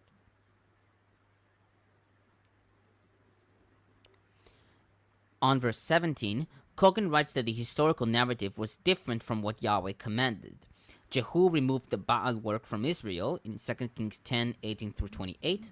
Hazael defeated the army of Israel in 2 Kings 8, 12, 13, 3, and 22. And Elisha was not involved in the war against idolatry and idolaters, although he did support Jehu's coronation. On verse 18, DeVries comments, the interpretation of verses 15 through 18 and of the entire narrative depends for its understanding on the climax in verse 18. Elijah must reverse his retreat, returning to the land of ministry and there accomplishing mighty acts of prophetic power, anointing Hazael, Yehu, and Elisha. Each of these is to wield the sword, personally or by proxy, against the Baalists. Yahweh will see to it that the one follows up on the other. And if this is not enough, Yahweh still depends upon his quiescent 7,000, who may at this moment be unknown, but will do Yahweh's work when they are needed.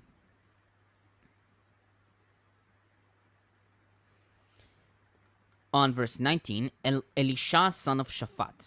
We have no information regarding Shaphat. From the description of the oxen, we can conclude that Shaphat was a rich man, according to Gersonides. We know of Shaphat's birthplace being Abel Mecholah in verse 16, but its exact identification is unclear. Chazal in Talmud Pesachim 68a taught that Shaphat was a Gadite, based on 1 Chronicles 5:12, Shaphat in Bashan, with Bashan being an allusion to Elisha. I gotta say, this story, you really have to think there's some kind of religious symbolism that, you know, was cultural at the time. Because, I mean, Aaron, I've met you. If when I had met you, you had just walked up to me wordlessly, thrown your coat over me, and walked away, I don't think I would have abandoned my life to follow you around like a lost puppy. I would have just been confused. Well, I mean, if the Lord of Hair threw his coat over you, I think it would have affected you a bit more deeply. The Lord of Hair. I think Aaron is the Lord of Hair. Is he not always telling us not to cut our hair? Haircuts are bad. Oh, well, my bangs need to get out of my Mine- eyes. Oh, you good baby. Oh, so orange. Oh, I was gonna say it's kind of late for me, Aaron. Yeah. You could still grow out a mighty beard and braid it like the warriors of old. Okay, on that same verse, Elijah went up to him and threw his cloak around him. Abravanel wrote that by throwing the cloak, Elijah signaled to Elisha that he shall be a prophet of Yahweh, and shall wear his mantle and his prophecy. He also foreshadowed the day when Elijah will be taken by Yahweh above Elisha, who will throw his mantle at the Jordan to cross it. 2 Kings 2, 8, 13, and 14. What does it take to be a prophet? Because I mean that there's 100 prophets hiding in a cave, and all these people do is just tell other people what God secretly told them in their head. I mean, the individual prophets out in the wilderness, yes. 100 prophets, that sounds more like there are different references to schools of prophets where it seems to have been a job and there were ways to, you know, read the portents of the innards of the animal. And who knows, there could have been a certain degree of reality, like an illness would show up in a certain way and that would be a bad sign. And if we don't have animals to spill their innards out, we can also use tarot cards or tea leaves or chicken bones. Or the birds in the sky. Although that's, again, might actually be indicative of something weather-wise. But though, prophecy is a job too, and this could have been like the, you know, the school that they're going to come and kill everyone, and we spirit away the students and hide them in the cave. yeah, I mean, that is described as the sons of the prophets, right? Not necessarily prophets, just the sons of. But I think it refers to like a prophetic guild or something like that, right? Yeah. Could have been apprentice prophets or something. I don't know. I mean, the Targum renders it the disciples of the prophets. So, okay. So what was I? He also foreshadows the day of when Elisha will be taken over. Yeah, I read that. DeVries describes the mantle as the token of spiritual power, and Fritz writes that the mantle, quote, symbolizes the new bond and marks the change of affiliation, end quote. And Sweeney comments, quote, although scholars know of no distinctive prophetic dress, garments oftentimes signify an official role, such as the royal garments worn by Tamar bat David in 2 Samuel 13:18, Kings Ahab and Jehoshaphat in 22:10, and Mordecai in Esther 6:8 and 9, or the priestly garments in Exodus 28. Numbers 20:25 through 28 indicates that Eliezer's wearing of Aaron's garments signifies the transfer of the high priesthood at Aaron's death, and the dressing of Joshua ben Jehozadak in pure garments signifies his consecration to serve at the altar, Zechariah 3. Elijah's mantle, which he used to cover his face at Yahweh's revelation, apparently carries special powers, which are transferred to Elisha at Elijah's death. Something else too that I remember is that most people didn't own more than one cloak, Yeah.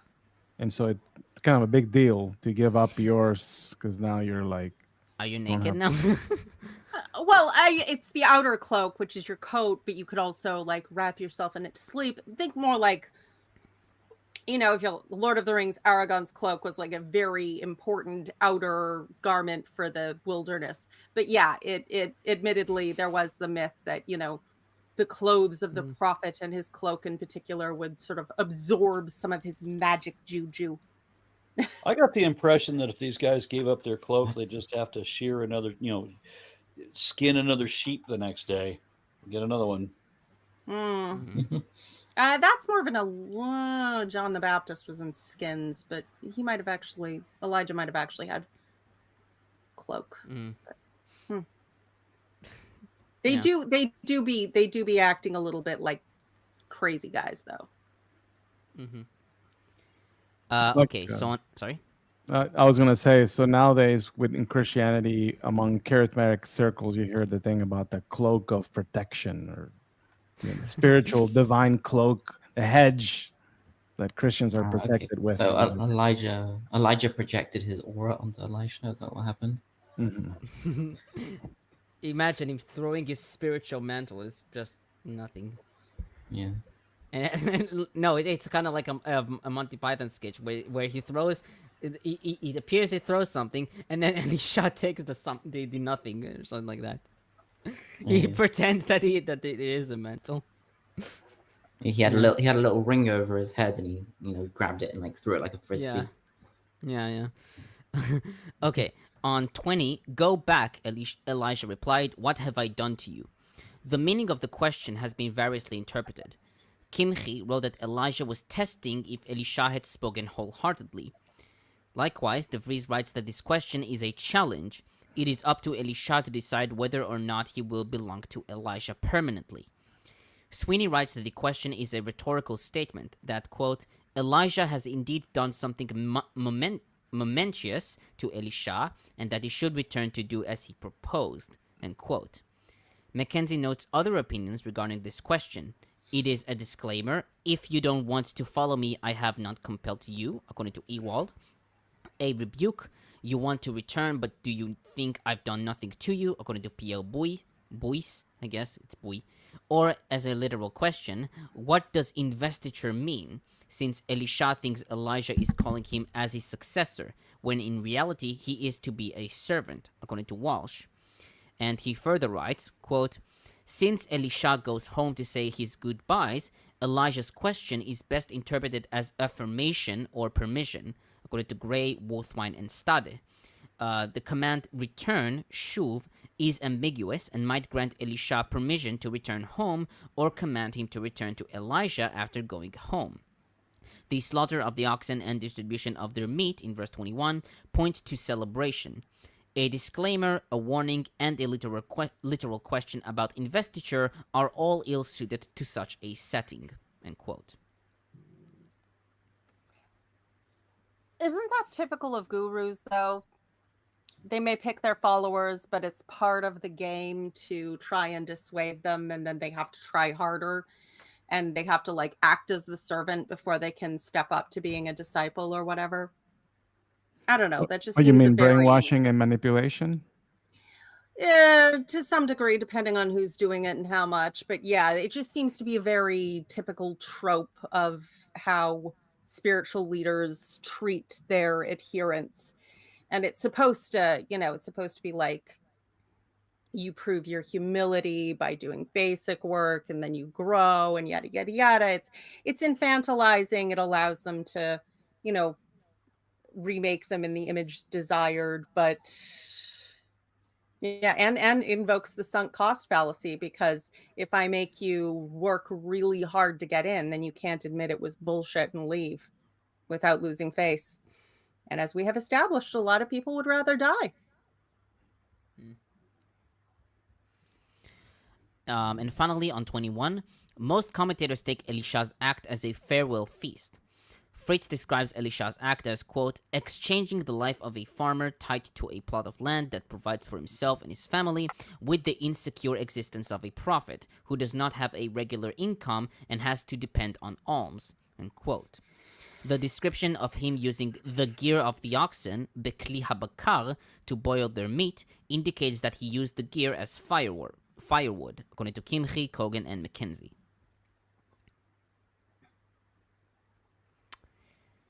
Now for the ancient Christians. So there are more than the previous chapter. So I'll start with Ambrose, who said that. Hold on. Let me just guess. Yes. Blank foreshadows Jesus. No. Okay. A great prophet Close. like Elisha was not fleeing a woman, but this world. Of course, because he couldn't run from a woman. That would make him chicken shit. Even Jezebel, Yeah.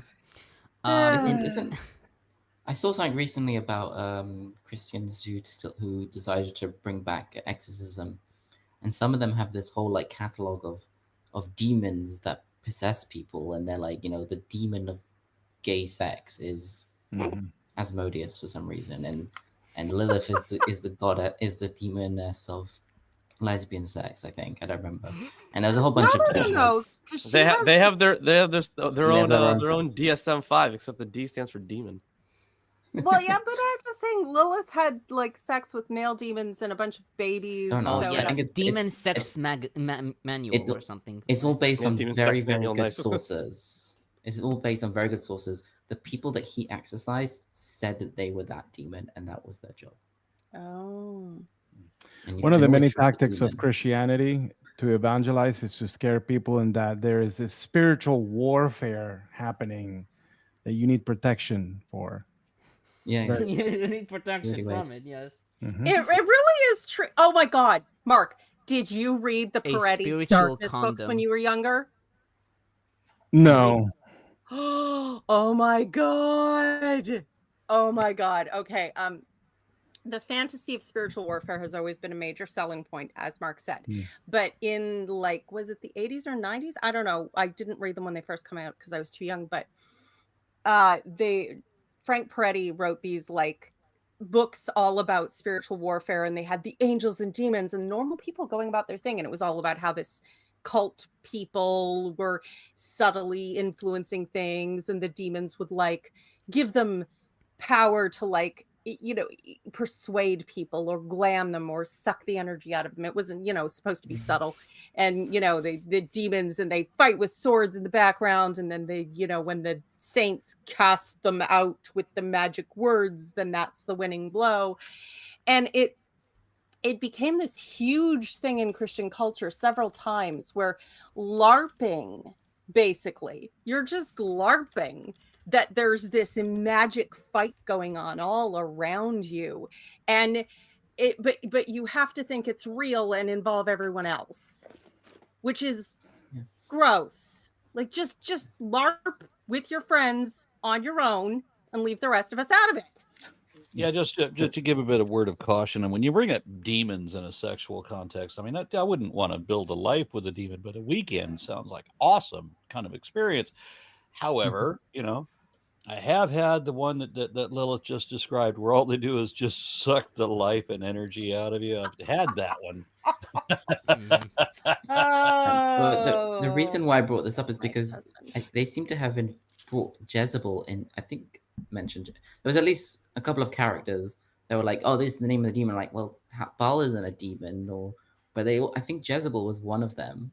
I don't know what she was the demon of, but I was like not only a woman, but like this woman, she's so evil that we've decided that now she's a demon as well.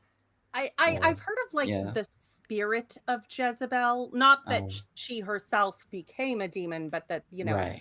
a like a manipulative, seductive, powerful feminine spirit would be described as that. It's yeah, So it's kind of this demon called her. fluid. This demon called herself Jezebel after her. Okay.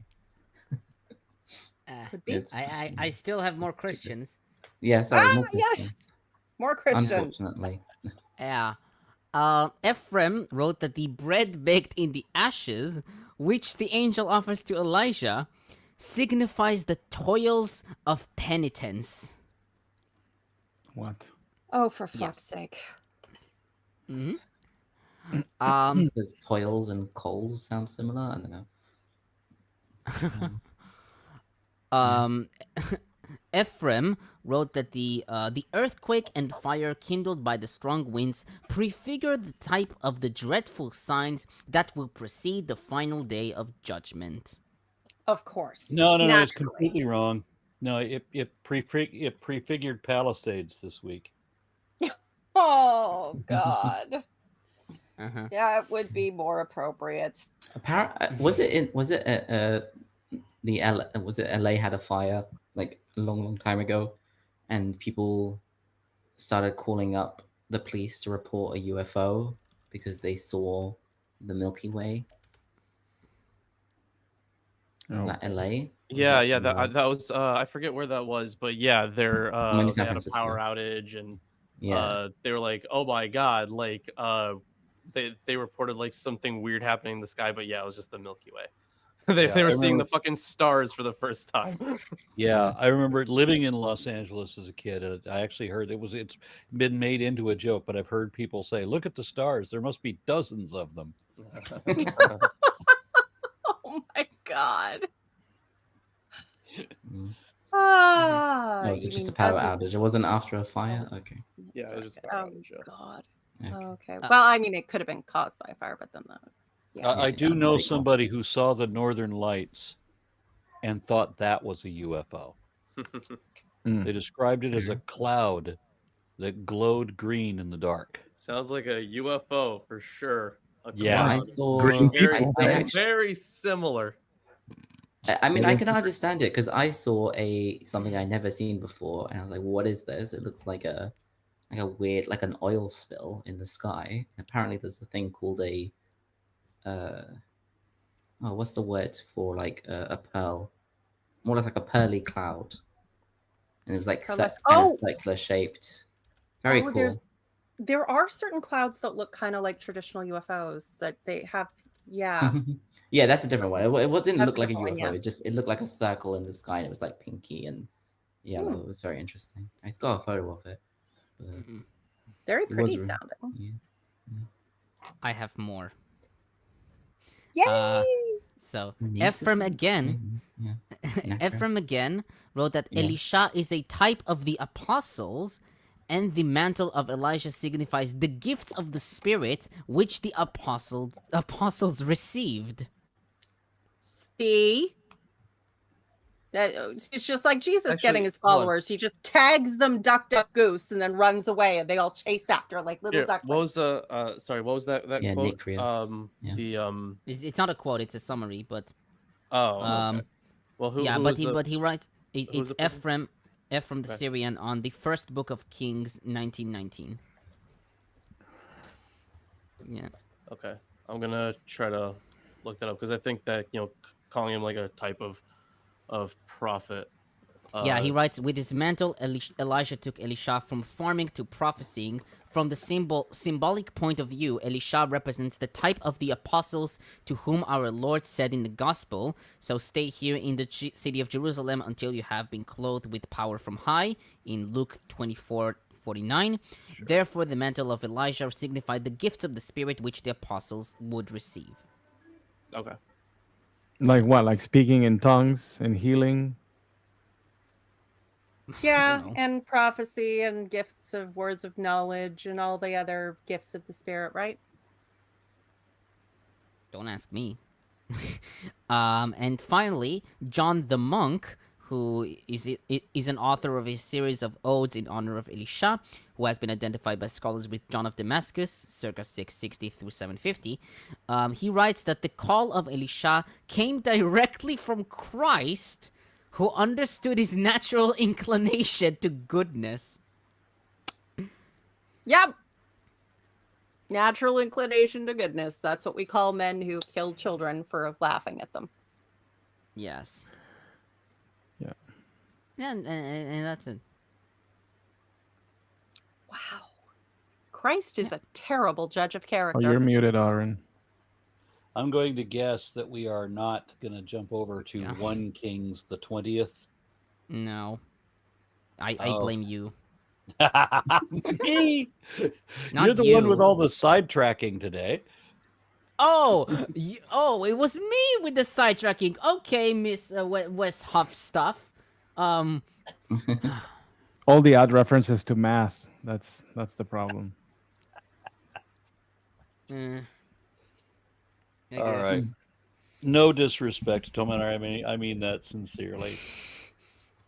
I doubt it. You know we love you. We're family now. We have to tease each other, or Yeah, be weird. Yeah, I guess. Well, if Tomer doesn't understand, at least I want the audience to know that I do not disrespect Tomer. Much appreciated. I guess. All right, so that's right. Make sure you guys join the Discord, and I'm sure because Peter is such a great guy, he's already put the links in there. Yeah. Yeah, and our troll today has already sent me emails accusing me of cowardice because he is afraid to have the conversation that I offered him, that you offered him. So he's accusing me of being a coward. Yeah. Okay, well you can have your lover's spat later. I gotta eat. I'm hungry too. Look, if trolls want to talk, they can make videos of their own. This is the internet, an infinite number of them. And the morals guy just refuses to go watch the treatise on morality that would actually at least have him arguing from a place of non-absurdity if he could understand it. But, they don't like to do things like that. So then John Klein gifted 1 RN Raw membership. Will you stop it? Give him cuddles. It's allowed to exist, okay? Get over it. All right.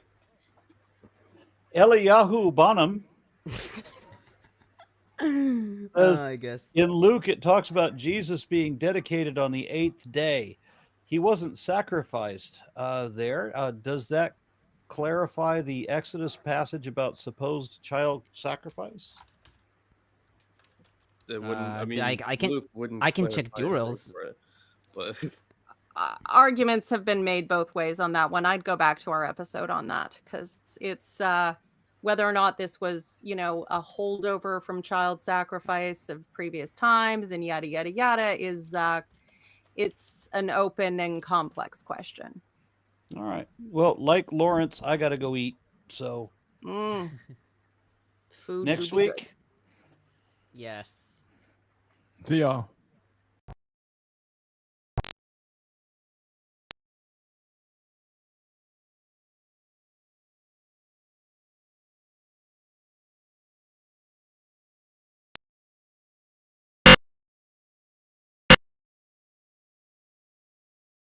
I am. For some reason, the outro doesn't work. So I have no clue. Let's see. I'll make it work.